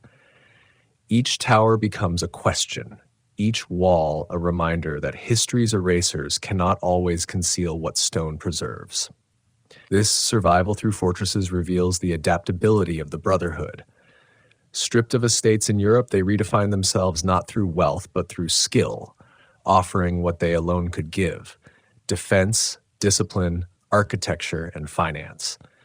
In exchange, they received protection, safe conduct, and the chance to continue their journey east. The Armenian mountains thus became a crucible of transformation, where a condemned order found temporary sanctuary, not in great armies, but in the quiet endurance of stone. Yet the paradox remains unresolved. If the temple truly ended, then who built, who carved, who guarded in these fortresses after 1307? Why do crosses of Western style appear where no Latin armies marched at that time? Why do Armenian records hint at unnamed foreign companions? And why do envoys carefully avoid naming the knights they clearly recognized? Silence. Once again, silence is louder than proclamation. The Armenian fortresses stand as mute witnesses, their stones weathered, their inscriptions fading, yet their testimony intact. They whisper of fugitives who did not perish in Europe's flames, but who climbed into mountains where papal writ could not reach, and who carved their silence into chapels and towers. Perhaps they remained only briefly, passing eastward after securing refuge. But their traces endure, reminders that history's certainty is built upon omissions. What if the true story of the temple lies not in Europe's courts, but in Armenia's mountains? Not in papal bulls, but in stones that still bear their mark? What if these fortresses, perched on cliffs above forgotten roads, are the last bastions of a brotherhood erased in name but preserved in exile? The question lingers, echoing through ruined halls where the wind carries silence, and where every carved cross asks whether the temple truly ended or whether its path continued, hidden in the mountains, waiting beyond the horizon. Coins speak when chronicles fall silent, and their whispers emerge from Persian soil and Central Asian hordes where they have lain for centuries. Silver and copper stamped with the unmistakable cross once minted under the authority of the temple. These are not coins of kingdoms, not the florins of Florence or the dirhams of Ilkhanid mints, but deniers whose origins trace to Europe, small and plain, yet carrying the mark of a brotherhood declared heretical in 1307. Their presence so far from the lands of their creation unsettles, for coins rarely wander without reason, and merchants seldom transport money with little market value. If the temple truly perished, why do its coins surface in regions where no papal decree held sway? Excavations near Tabriz reveal one such hoard containing both Persian dirhams and European deniers intermingled, and as though they circulated together in markets along the Silk Road. The hoard is dated to the early 14th century, precisely the window when fugitives may have passed eastward. Historians suggest trade as explanation, yet trade generally favors coins of recognized worth, not obscure deniers of a condemned order. What merchant would carry them unless he traveled with the very men who once issued them, or unless they were used as tokens within a group whose loyalty outlasted their official existence? The coins become more than currency. They become relics of survival, fragments of identity carried into exile. In Armenia, too, coins marked with the cross have been discovered, not in treasuries, but in remote fortresses, buried beneath layers of collapse. Their presence in military sites rather than markets suggests they were not mere trade, but belongings kept as symbols of memory, or perhaps as hidden reserves by men who feared confiscation. The persistence of the cross upon them is haunting, for even as names vanished from chronicles, the emblem endured upon silver passed hand to hand in silence. If the temple died, its currency did not. Contemporary accounts add further paradox. A Persian chronicler refers to Franks whose coin bore the sign of the cross, though their names were erased, an enigmatic phrase that resonates with the evidence of hordes. The chronicler provides no detail, only the suggestion that foreign coins moved with foreign men, both unnamed yet both present. Was this an echo of fugitives purchasing supplies with their own minting? Or was it a memory of men who continued to use the symbols of an order erased by Europe but not by themselves? The ambiguity lingers like the faded image of the cross upon worn silver. The role of coinage in the temple's survival cannot be overstated. For centuries, the order functioned as a banker, storing wealth, transferring funds, and issuing letters of credit across continents. Their mastery of finance was as formidable as their command of fortresses. And when suppression came, such expertise did not vanish. If remnants of the order carried coin eastward, they carried more than wealth. They carried a system, a knowledge of exchange that could transform exile into opportunity. In the markets of Persia and Central Asia, where traders from many lands met, this knowledge would be as valuable as swords. Perhaps the coins uncovered are not only relics, but traces of transactions. Evidence suggests that fugitives embedded themselves within the economic lifeblood of the Silk Road. Yet their persistence is also paradoxical. If Europe sought to erase the order, why do its coins appear precisely in lands beyond papal reach? If these were truly scattered by trade, why are they concentrated near routes and fortresses tied to fugitive passage? Coinage is practical, but these deniers were symbols as well, carrying the cross into regions where it had never circulated before. What if they were kept not for market value, but for memory? Tokens of identity carried by men who refused to abandon their emblem, even in exile. The cross stamped on silver may have been their last banner, hidden in purses instead of displayed on mantles. Archaeologists remain cautious, but each discovery deepens the riddle. Hoards with mixed currencies suggest the mingling of worlds, Europe and Asia meeting not in chronicles but in coin. The absence of such deniers in ordinary trade records amplifies suspicion, for they appear not where trade was dense, but where fugitives were most likely to have passed. Their silence in ledgers contrasts with their persistence in soil. It is as though they slipped beneath the radar of merchants, yet remained in the hands of those who valued them. Each coin becomes a paradox, at once proof of presence and silence of identity. The echoes and coins extend the trail eastward, for similar finds appear near Kashgar and Samarkand, scattered along caravan routes. Their numbers are small, yet their spread is wide, a distribution consistent with travelers moving gradually, leaving fragments behind. No chronicler records their passage, but the soil remembers, preserving what ink erased. The coins, mute and ordinary, become the most eloquent testimony, for they should not be here. Yet here they are, whispering of a brotherhood that did not end when Europe declared it dead. So the question arises, if the temple perished, who carried these coins across deserts and mountains?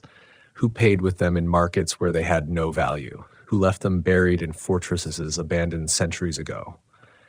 What if these echoes and coins are not accidents of trade, but the last heartbeat of an order surviving in exile, its identity preserved in silver, its memory hidden in the very currency of its past? The paradox remains unresolved, and perhaps it is meant to, for each coin is less an answer than a question, a reminder that history's erasers cannot silence metal once stamped with the mark of a forbidden cross.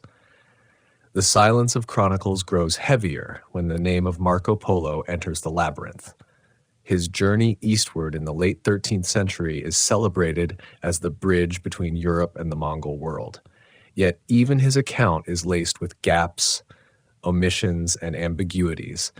that invite suspicion. His descriptions of routes, cities, and courts are vivid, but interspersed with absences, episodes where companions appear unnamed, where escorts vanish without explanation, and where foreign envoys are mentioned only briefly before the narrative moves on.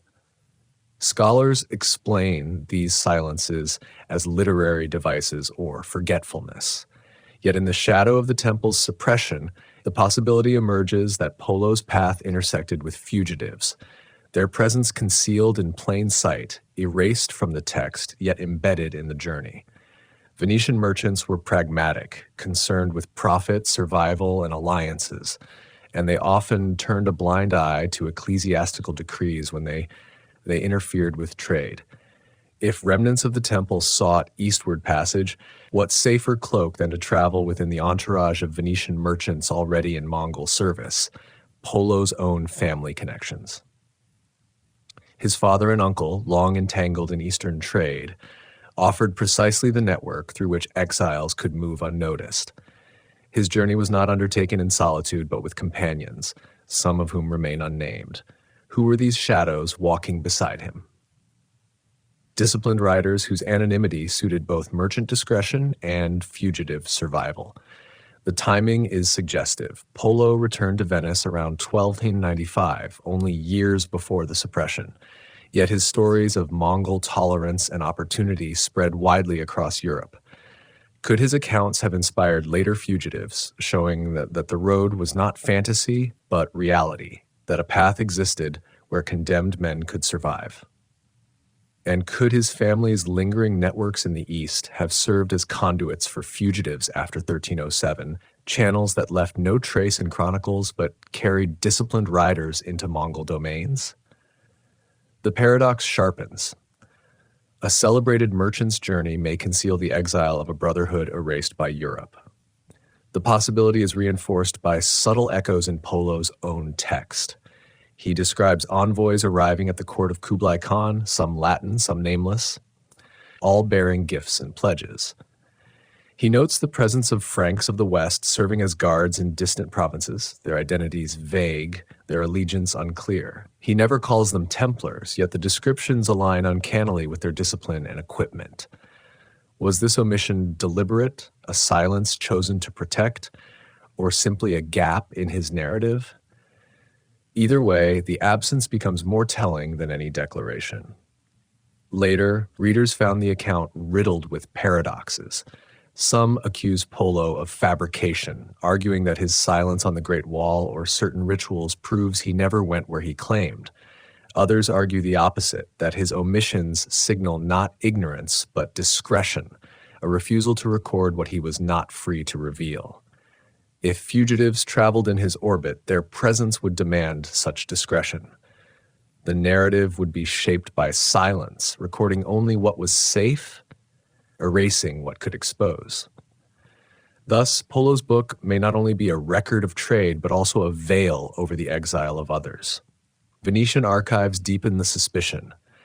Records of the Polo family show financial dealings with partners across the Black Sea and into Persia, precisely the routes fugitives might have taken. In the years after 1307, gaps appear in these accounts, missing folios and unexplained debts settled without clear documentation. Coincidences, perhaps. But coincidences layered upon silences quickly become patterns. Could Venetian networks have shielded the remnants of a condemned order, embedding them within the flows of commerce, their presence hidden beneath the names of merchants? The paradox of Marco Polo's connection lies in the tension between what is recorded and what is absent. His fame endures because he told Europe of lands beyond its imagination. Yet his silences are just as enduring, shadows that hint at stories untold.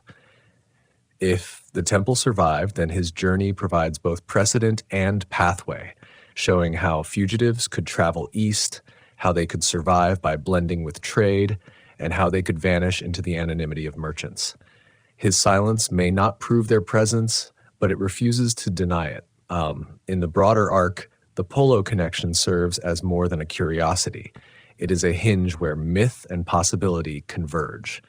His account legitimized the East as a destination, making it conceivable for exiles to flee there. His networks provided the scaffolding through which fugitives could move. His silences offered the template for how survival would be preserved, not in proclamations, but in erasure. The paradox is that Europe's most famous traveler may also have been the silent witness of its most condemned order. Thus, the question emerges with renewed weight. Who walked beside Marco Polo, unnamed and unrecorded, their presence only faintly traced in his pages? Were they mere shadows of narrative, or were they remnants of the temple, slipping eastward under the cloak of Venetian commerce? And if so, what else did he choose not to write? What truths did he bury beneath the fabric of his story, leaving only silence where revelation might have stood? The question lingers, heavy as the ink that failed to record their names, waiting in the margins of his account, asking whether history's most famous traveler was also history's most careful concealer. At the heart of the Mongol dominion lay Karakorum, the city raised on the Orkhon Plain, a place described by travelers as both austere and dazzling. Its streets were lined with temples of many faiths, its palaces built with the spoils of conquest, its markets filled with goods from every corner of the known world. Here the Khans gathered envoys from China, Persia, India, and Europe, each bearing gifts and petitions, each hoping to secure favor beneath the watchful eyes of guards whose discipline echoed across cultures. Among these envoys, scattered mentions arise of Franks who appeared suddenly, bearing arms and offering service. Their presence was recorded in vague terms that stir suspicion when read against the silence of European chronicles. If the temple had perished, then who were these men standing in the court of the Khan, dressed in foreign mail? Their crosses muted, yet their discipline undeniable. The court of the Ilkhan in Persia already valued foreign advisors, but Karakorum represented something larger, the symbolic heart of Mongol unity. A place where all faiths could present themselves and all skills could be tested. A band of Western riders arriving here would not be treated as exiles, but as potential assets. Their condemnation in Europe was irrelevant compared to their utility in strengthening the Khan's hand. The Mongols measured loyalty not by papal decree, but by service rendered. And in this pragmatism lay the perfect refuge for fugitives. The temple's reputation for discipline and fortification would have been worth more than gold. And the silence of chronicles may mask the uncomfortable truth that men condemned as heretics in Paris found themselves valued in Karakorum. Contemporary references are sparse, yet suggestive. A Persian record mentions Latins bearing gifts of steel to the great Khan, their names omitted, their origins unspoken. A Chinese chronicle from the Yuan dynasty refers to foreign warriors from the western seas clad in mirror-bright armor arriving at court during the early 14th century. Neither calls them Templars, yet both align with the period immediately following the suppression, when Europe declared the order extinct. The timing cannot be dismissed as coincidence. If these were not Templars, then who were they? And why did their presence coincide so precisely with the void left by the order's destruction? The paradox of their presence in Karakorum lies in what is absent elsewhere.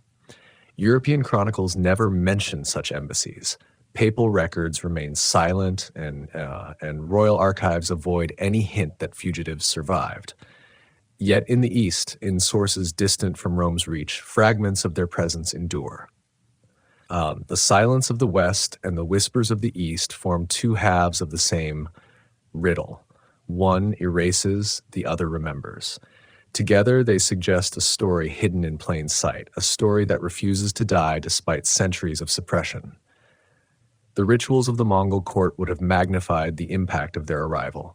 Envoys entered through gates flanked by armed guards, passed beneath banners of empire, and offered their gifts before the Khan seated on a throne of precious metal.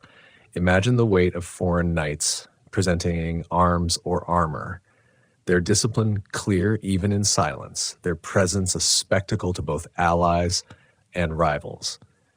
To the Mongols, they were not fugitives, but curiosities, living proof that the empire's influence stretched even into the farthest corners of Europe. To the fugitives themselves, this court was survival. The chance to exist without fear of inquisitors, the chance to offer their skills where they were not condemned. Archaeological hints deepen the suspicion. Fragments of Western armor have been found near Karakorum, their style consistent with European design, yet discovered in layers dated to the early 14th century. Scholars explain them as spoils of war or trade, but their presence in the capital suggests something more deliberate, as though such armor was worn by men who served rather than captured.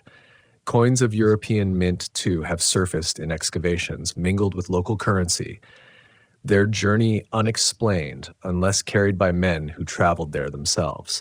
Each fragment is thin evidence, yet together they form a mosaic of survival that cannot be ignored. The paradox grows sharper when considering the Mongol tolerance for religion. The Khan's court hosted Buddhists, Muslims, Christians, and shamans. Each was permitted to practice, each tolerated so long as they paid homage. In such a setting, the fugitives of the temple could exist without renouncing their faith, though stripped of their papal legitimacy. Their cross could be hidden, yet their identity as warriors of Christendom remained intact in discipline and practice. They could survive not as knights of an order, but as men of skill, valued for their expertise in a court that judged by utility, not dogma. If they truly stood in Karakorum, then their survival represents more than exile. It represents transformation. No longer guardians of crusader castles, they became participants in a global empire, their roles recast by necessity. The silence of European records may have been deliberate, a refusal to admit that men condemned at home thrived abroad. The whispers of Eastern chronicles may have been all that remained, faint yet persistent. Reminders that erasure is never complete. The question lingers like a shadow across the Orkhon plain. Who were the foreign warriors described in the Yuan chronicles? Who bore gifts of steel to the Khan? Who stood silent in the great court while Europe declared their order extinct? What if the temple's greatest secret is not hidden treasure or lost relics, but its own survival, concealed not in Europe, but in the very heart of the Mongol Empire? The paradox unsettles, for it means the order's story did not end in fire, but in silence beneath banners of empire, where its memory lingers even now in fragments of armor and whispers of chronicles. The story of the temple's eastward path does not rest only upon coins, maps, or fortresses, but upon the strange convergence of tactics that emerge in scattered chronicles, fragments that suggest a fusion of Western discipline with steppe warfare, a blending that official history refuses to acknowledge. In the wake of the order's suppression, reports from the steppes describe foreign riders drilling alongside Mongol horsemen. Their heavy lances, combined with the swiftness of mounted archers, a hybrid style that puzzled observers and vanished as quickly as it appeared. The paradox unsettles, for such combinations do not arise from imagination, but from instruction, from men who understood both siegecraft and cavalry shock, and who could adapt their knowledge to the rhythms of the steppe. If the temple died in Europe, then who taught these tactics to Mongol riders? Who left their mark on battlefields where no European order was meant to stand? Western chroniclers had long admired the Mongols' mastery of mobility, their ability to feign, retreat, and strike with devastating precision.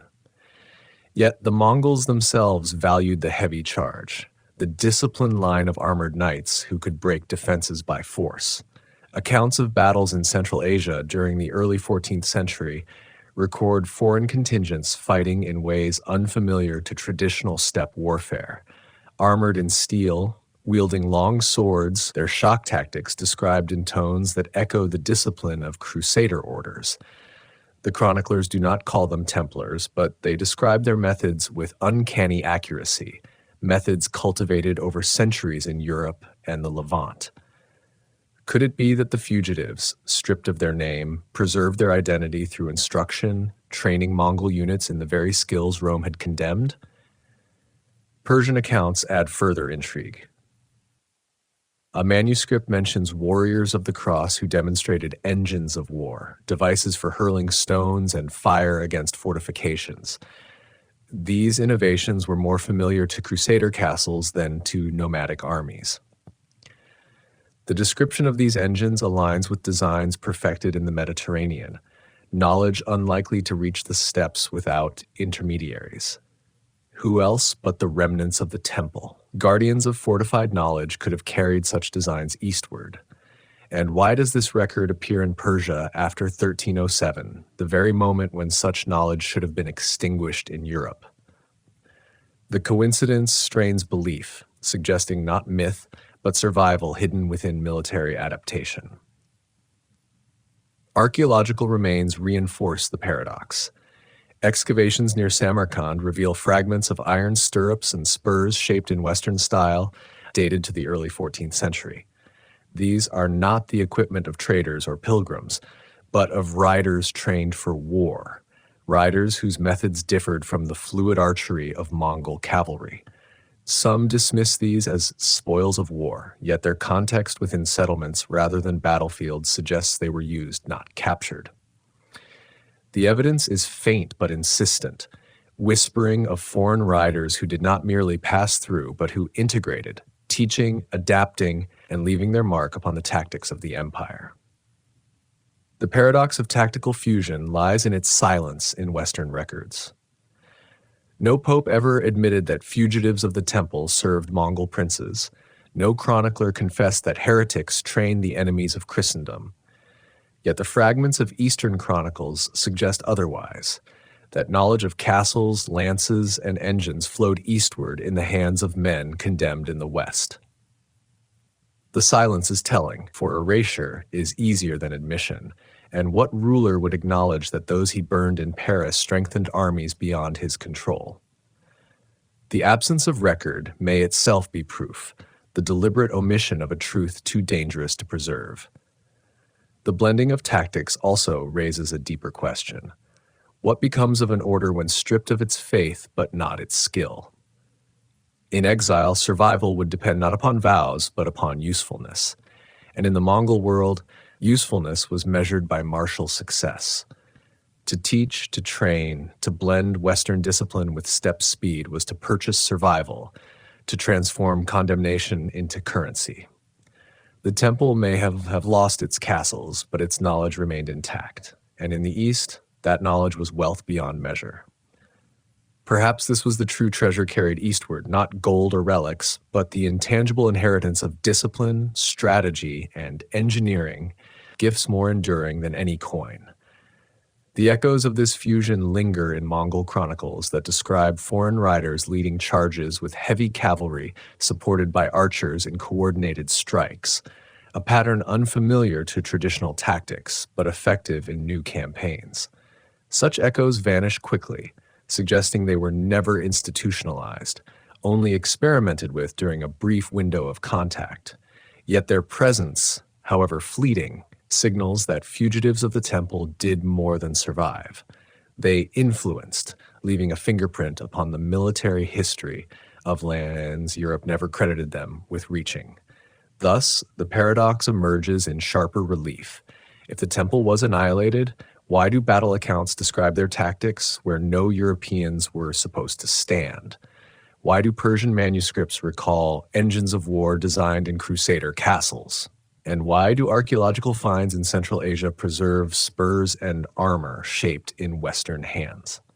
The silence of Europe cannot erase the whispers of Asia. Together they form a shadowed testimony of survival. The blending of tactics is more than an anomaly. It is a sign of transformation. Proof that the Brotherhood adapted, that its skills outlived its name. Perhaps their crosses were hidden, their vows unspoken, but their discipline endured, teaching others even as their identity dissolved. What if this was their true legacy? Not relics or treasure, but the silent transmission of knowledge across continents, shaping armies and strategies far from the lands that condemned them. The question lingers, unsettling and unresolved, rising like dust from forgotten battlefields where foreign riders once fought, their names lost, their methods preserved, their silence deeper than any chronicle. In forgotten towers and half-buried way stations scattered along the arteries of Asia, faint marks linger on stone, etched by hands long gone, yet still visible in the slant of fading light. These are not grand inscriptions carved for kings, but small and deliberate signs, crosses with flared arms, symbols half hidden on the undersides of arches, discreetly placed on the backs of stones where only the observant would notice.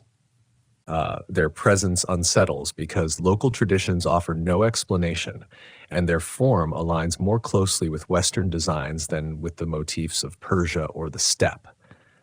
If the temple truly vanished, then who carried its emblem across deserts and mountains, leaving coded symbols in towers where no crusader army ever marched caravans?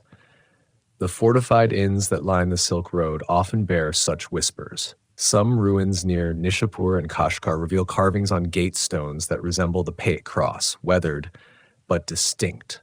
Scholars dismiss them as graffiti, the idle scratches of passing pilgrims. Yet their placement suggests intentionality, carved in positions where fellow travelers could see them, but where authorities might overlook. They may have served as signals, waymarks for those moving in silence, signs of safe refuge, or coded warnings. A brotherhood trained in secrecy would not need banners or proclamations. It would need only small signs etched in stone, a silent language shared among fugitives. Fortified towers tell similar tales. In Armenia and Persia, watchtowers guarding passes bear crosses carved into their interiors, hidden from casual view. Their style does not match Armenian or Persian churches, but instead reflects Western geometry, simple and stark.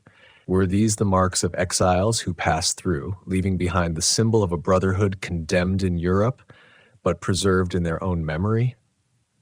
The question lingers in every weathered groove, in every faint outline glimpsed beneath centuries of erosion. Even more intriguing are coded patterns. Inscriptions found in one caravanserai show not only crosses, but interlocking triangles, spirals, and geometric designs reminiscent of symbols used in Templar seals.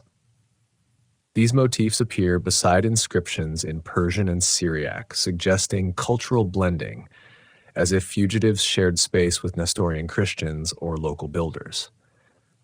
The combination unsettles because it implies deliberate collaboration, a merging of traditions that preserved fragments of the temple within the architecture of the Silk Road.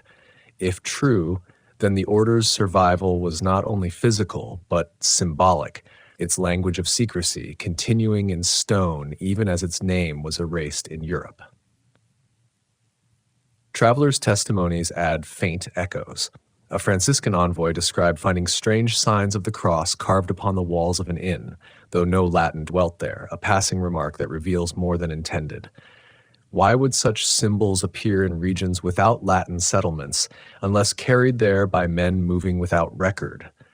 The envoy never elaborates, perhaps because he recognized the danger of saying too much. His silence, like the stones themselves, speaks of presences hidden yet undeniable. The paradox of these symbols lies in their persistence. Erasure in Europe was swift and deliberate, yet across Asia, faint signs endure, not grand monuments, but subtle carvings, marks that survived precisely because they were too small to attract destruction. The papacy could burn men and confiscate estates, but it could not scour every tower, every gate, every remote caravanserai. In these overlooked places, the memory of the temple lingered, inscribed in a language of secrecy that resisted erasure. Archaeologists hesitate to declare these marks proof, yet they acknowledge their anomaly. Western-style crosses appear where they should not, their dates aligning with the early 14th century, their placement too deliberate to dismiss. Each mark alone is a curiosity. Together, they form a pattern, a trail across mountains and deserts that mirrors the routes of exile. The stones, mute yet enduring, may be the truest witnesses of all, for they preserve what ink and parchment erased. The coded carvings also raise a deeper question about identity. If fugitives of the temple carved these marks, did they do so as reminders of their past or as signals for others still following? Were they private prayers etched into stone or parts of a hidden network guiding brethren along safe paths? The ambiguity is unsettling, for it suggests that the order's survival was not only in bodies, but in symbols, not only in men, but in the silent language they left behind. What if the true archive of the temple is not in manuscripts locked in vaults, but in these scattered carvings, hidden in plain sight along forgotten roads? What if the Brotherhood preserved itself not by proclamation, but by code, by leaving signs that only those with the knowledge to recognize them could understand? Each mark then becomes more than stone. It becomes a fragment of memory, a shard of continuity, a whisper of survival. So the paradox stands. If the temple ended in Europe, then why do its crosses and coded signs appear in lands untouched by its armies? Who carved them and for whom were they meant? What if the Brotherhood's greatest fortress was not built of walls, but of symbols scattered across the Silk Road, waiting centuries to be noticed, reminding us that silence itself can be a form of survival? Amid the ruins of towers and the whispers of coins, a different current runs, less tangible yet more enduring. For in the folklore of the steppes and the legends of distant valleys, there survives a rumor of a hidden kingdom, a place called Shambhala, concealed beyond mountains and deserts, a land of refuge where warriors of light vanish from history only to reappear in myth. To European minds, this was fantasy, a dream stitched into Eastern mysticism. Yet to men fleeing annihilation, the idea of such a sanctuary would have resonated like a promise, a horizon beyond the reach of kings and popes, a place where survival could be clothed in secrecy and myth. The paradox unsettles because references to disappearing knights and cloaked strangers converge with the very years when the temple was declared extinct, raising the possibility that legend absorbed reality, transforming fugitives into shadows of a story never meant to be told. Mongol folklore preserves fragments of strangers who came from the West, riders clad in bright armor who once fought beside the Khan's forces and then were gone. Their names never written, their origin never explained. Such stories are often dismissed as embellishments, yet their persistence across generations suggests memory more than invention. In some valleys, they are remembered not as mercenaries, but as visitors who left teachings, knowledge of walls and weapons, then vanished into mountains where ordinary men could not follow. Over time, their image fused with the myth of Shambhala, the hidden land of wisdom and refuge, the unreachable stronghold beyond the ordinary world. The legend of Shambhala itself is older than the temple, rooted in Buddhist cosmology, a promised realm of justice that appears when the world declines. But myths adapt, absorbing echoes of events, reshaping memory into story. If fugitives of the temple found refuge in remote valleys, their presence could easily have been woven into existing traditions, their discipline reimagined as otherworldly, their hidden fortresses rebranded as Shambhala's gates. The blending of myth and memory is how history conceals truths too dangerous to proclaim. Persian chronicles add to this convergence. One text speaks of Franks who disappeared into the mountains of the north, their cross hidden, their vows unbroken. It offers no further detail, but its tone is curious, as if acknowledging something without daring to name it. Another Chinese record from the Yuan dynasty describes foreign warriors who arrived, displayed their arms, and then sought the hidden kingdom in the mountains.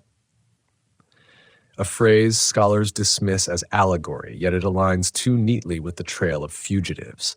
Are these simply metaphors or faint echoes of real men who vanished into places where history could no longer follow? Archaeological traces are thin but not absent. In remote monasteries of the Himalayas and Central Asia, murals depict armored figures, unlike local warriors, their features foreign, their attire closer to Western forms. Scholars argue these are artistic borrowings, but their placement within sacred spaces suggests reverence, as though they were more than curiosities, as though their memory lingered as protectors or teachers. If fugitives of the temple passed through here, their presence may have been absorbed into the very myths painted on the walls, their survival hidden in plain sight as legend. The paradox deepens because Shambhala is at once myth and geography. Maps drawn centuries later attempt to locate it in valleys of Tibet, in deserts of Central Asia, or in the mountains of Mongolia. Each location coincides with routes fugitives might have traveled, and each reflects the same idea: a hidden refuge beyond the grasp of ordinary power. Whether or not Shambhala existed, the belief in it could have guided fugitives, sustained them, and justified their disappearance. To vanish into legend was to secure survival, for myths cannot be summoned before courts or burned at the stake. The transformation of fugitives into myth raises unsettling questions. What if the temple's survival was not only physical but symbolic, absorbed into Eastern legends that concealed their identity while preserving their presence? What if the Brotherhood, stripped of its name, lived on as part of the story of Shambhala, remembered not as knights but as guardians of a hidden kingdom? This would explain why chronicles fall silent while folklore persists, why artifacts are scarce, but stories endure. Legends, after all, are harder to erase than parchments. The rumor of Shambhala thus becomes less a fantasy and more a veil, a metaphorical fortress where fugitives could hide, their existence transmuted into story. For centuries, seekers have chased its location, yet perhaps the truth lies not in geography, but in memory, in the blending of fugitives with myth. The silence of Europe and the whispers of Asia converge here in the idea of a refuge that is both real and imagined, both place and legend. So the question lingers like a mist around mountains. Were the disappearing knights of Mongol folklore merely echoes of merchants, or were they the remnants of the temple, concealed by the myth of Shambhala?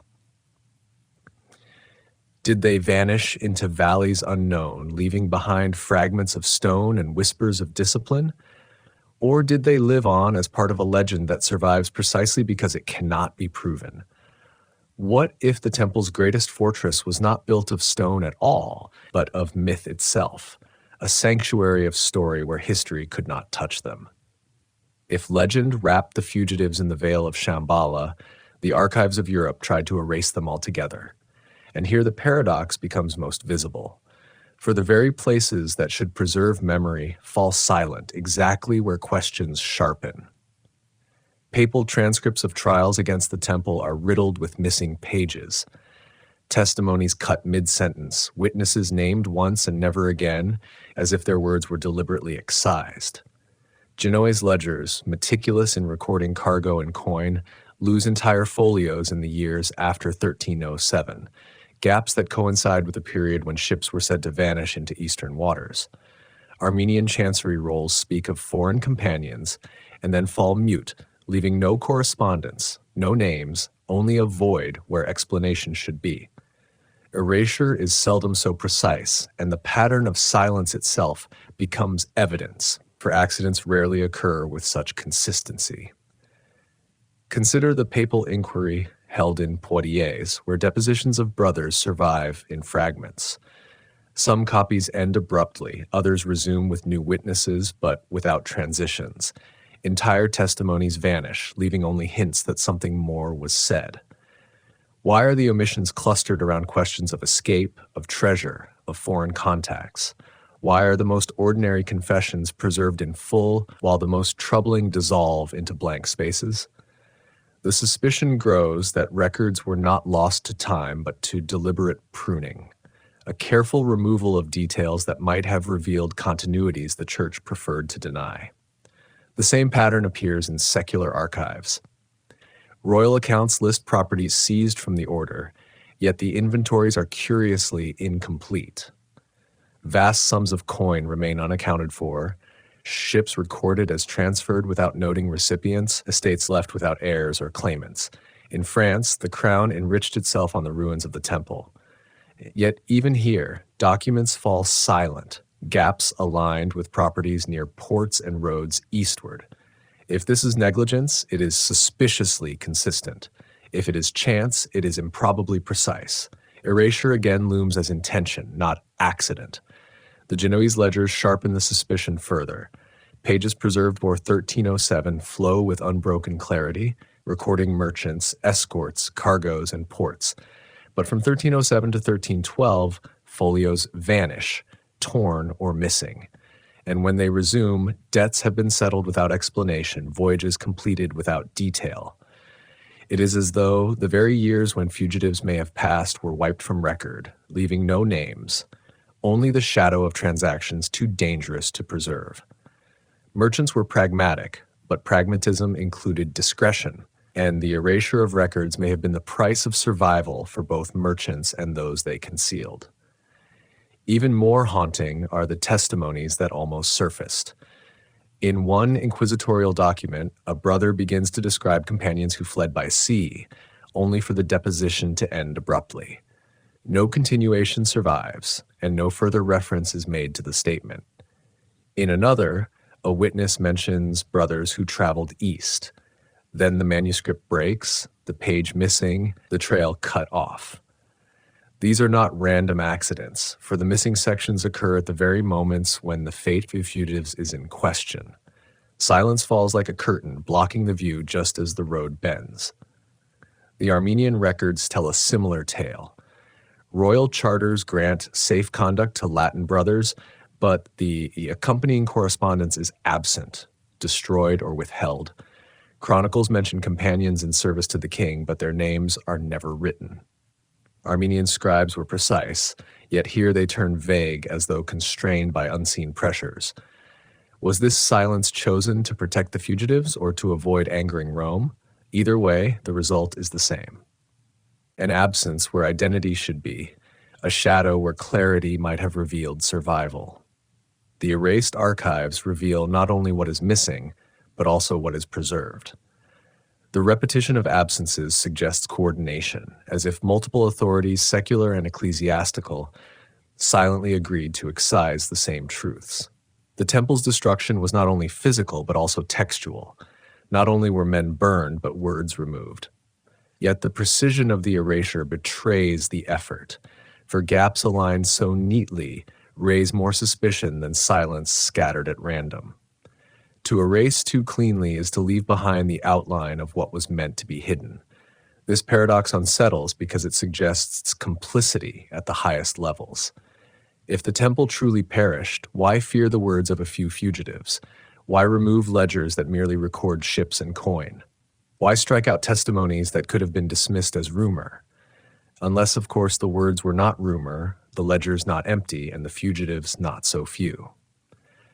Unless the erasure was meant to preserve silence where truth threatened to emerge, the erased archives force us to ask not only what happened, but why it was hidden.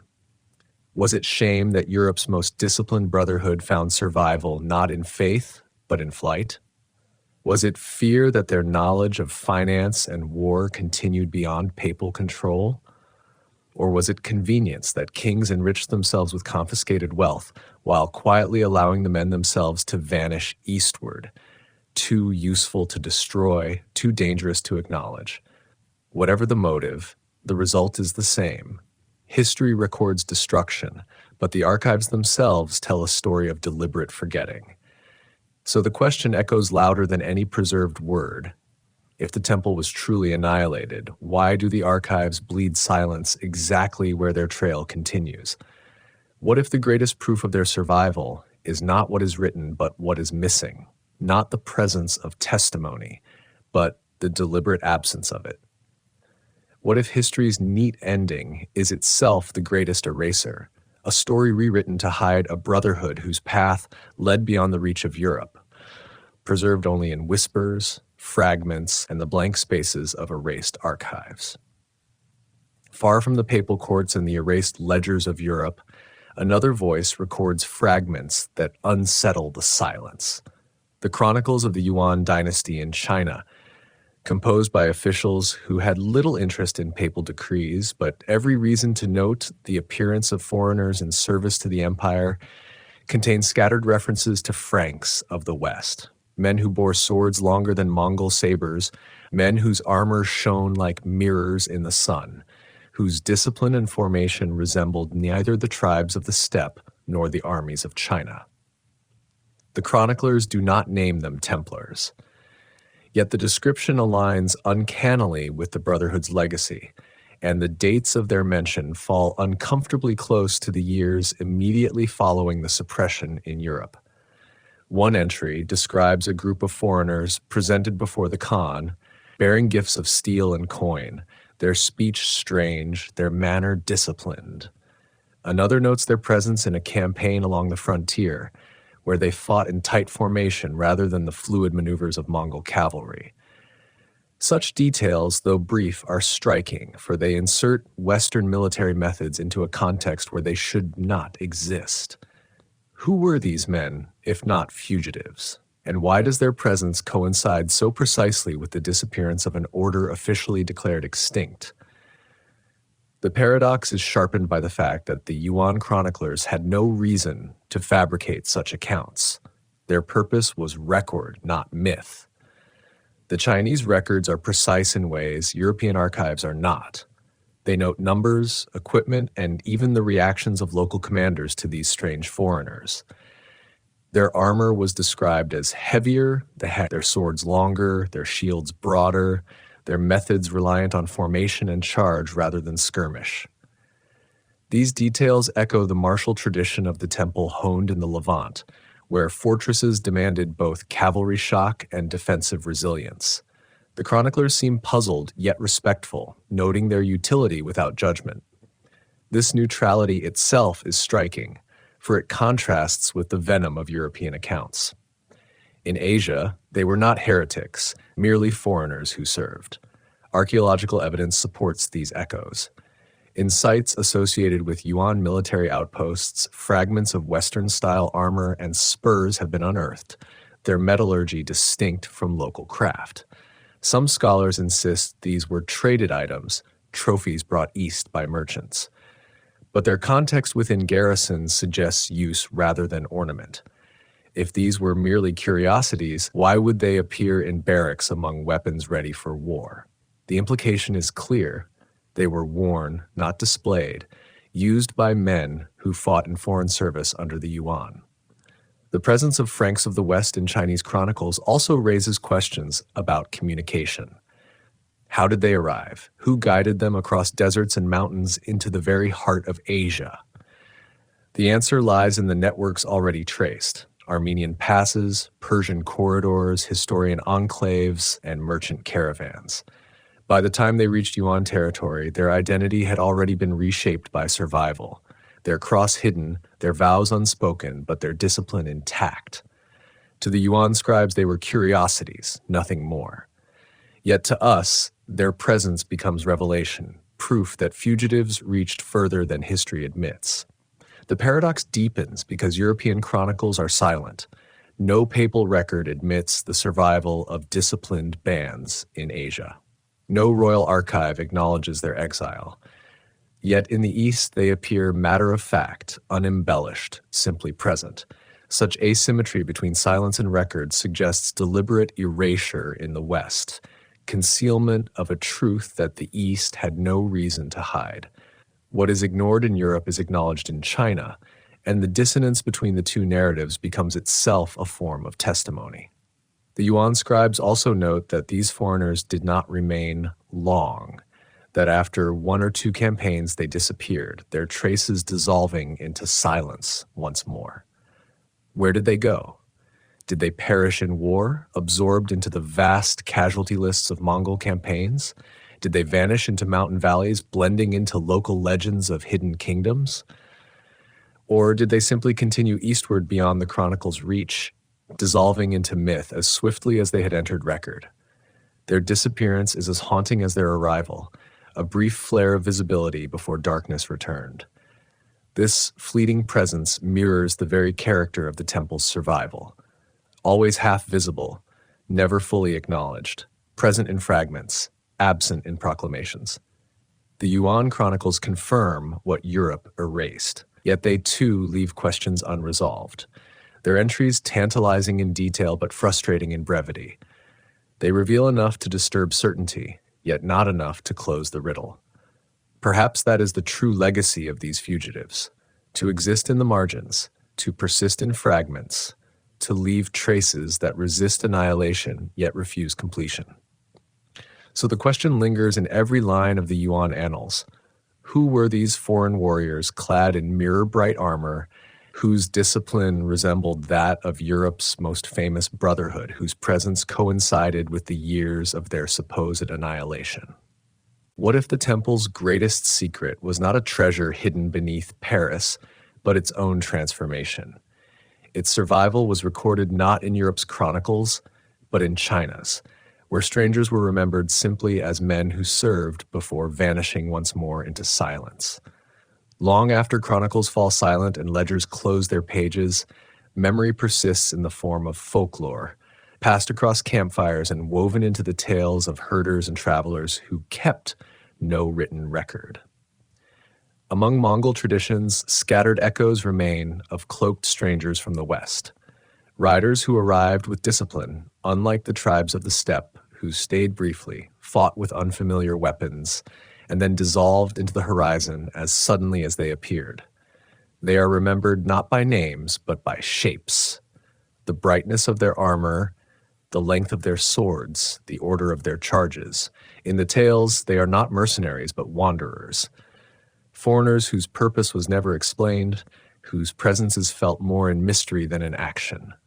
These stories speak of nights when fires burned on remote plains and men whispered of strangers who joined battles, defended encampments, or rode alongside the Khan's troops before vanishing without farewell. The Mongols, pragmatic in memory, rarely embellished unless a figure stirred a deep impression. Yet here they describe riders who brought both strength and unease, whose silence was as memorable as their steel. Some tales call them the silent guests, others the Western riders, never fixed, always shadowed, as though memory itself struggled to hold them. The persistence of these images is unsettling because folklore endures only when rooted in something that once lived. Folktales are fluid, blending fact and myth, yet patterns emerge. They recall riders who carried a mark unlike any known, a cross described as arms that flared like fire. They speak of strangers who avoided temples, yet prayed in silence. Their rituals were unfamiliar but solemn. They tell of men who paid not with local coin, but with silver stamped with foreign symbols. These details align too closely with fragments already uncovered: coins in Persian hoards, crosses carved into caravans, silent names in erased ledgers. The folklore becomes another strand in the web, fragile yet stubborn, refusing to vanish despite the absence of formal history. Skeptics dismiss such tales as fabrications, embellishments of storytellers influenced by later contact with Europeans. Yet the tales describe details unknown to common Mongols centuries later, details of equipment and ritual that match the Brotherhood more precisely than coincidence should allow. Why would herders in remote valleys preserve stories of crosses with flared arms unless they once saw them? Why would they speak of swords longer than Mongol sabers, or armor brighter than steppe steel unless such figures once rode among them? The folklore may not be history, but it may be memory reshaped by time. The most haunting aspect is the way these strangers vanish. Folklore rarely remembers departures with precision. Yet here the tales converge. The riders disappear into mountains, into forests, into the mist beyond known lands. They do not die in battle, nor remain as settlers. They dissolve. This disappearance mirrors the broader fate of the temple, declared annihilated in Europe, yet persisting as whispers elsewhere. The parallel is too sharp to ignore, for it suggests that folklore and history are telling the same story in different tongues, of men erased officially but remembered locally, of survival transmuted into legend. Anthropologists studying Mongol oral tradition note that such stories often encode cultural memory, preserving encounters that left strong impressions even if names were forgotten. The tale of cloaked strangers may thus be a cultural residue, the last trace of fugitives who passed quickly yet left marks deep enough to endure in story. Memory, after all, is not bound by parchment. It lives in words carried across generations. reshaped but never extinguished. The silent guests of Mongol folklore may therefore be the shadows of the temple. Their existence is preserved not in archives, but in voices. The paradox is sharp. Europe, with its courts and inquisitions, erased every name, every confession, every testimony that hinted at survival. Yet the steppes, with no written annals, preserved memory more faithfully. It is a cruel irony that what parchment sought to erase, firelight chose to remember. The silence of archives and the persistence of folklore together form a mirror, one denying, the other preserving, both pointing to the same truth, that the fugitives did not vanish entirely, but lived on in memory. What if folklore is the last fortress of truth, preserving fragments where history refuses? What if the cloaked strangers of Mongol tales were not mythic wanderers, but remnants of a brotherhood erased by decree? Their memories survive only in the whispers of herders and the songs of storytellers. The absence of names does not erase the presence of figures. The silence of chronicles cannot annul the resonance of tales repeated across centuries. So the question lingers, like smoke from a campfire fading into the night. Who were the Western riders remembered by Mongol voices? Silent yet disciplined, foreign yet unforgettable. Were they shadows of merchants, echoes of legend, or the last remnants of the temple, preserved not by ink but by memory? What if history's greatest secret is hidden not in vaults, but in folklore, where cloaked strangers ride still, their names erased, their presence remembered, their silence speaking across centuries?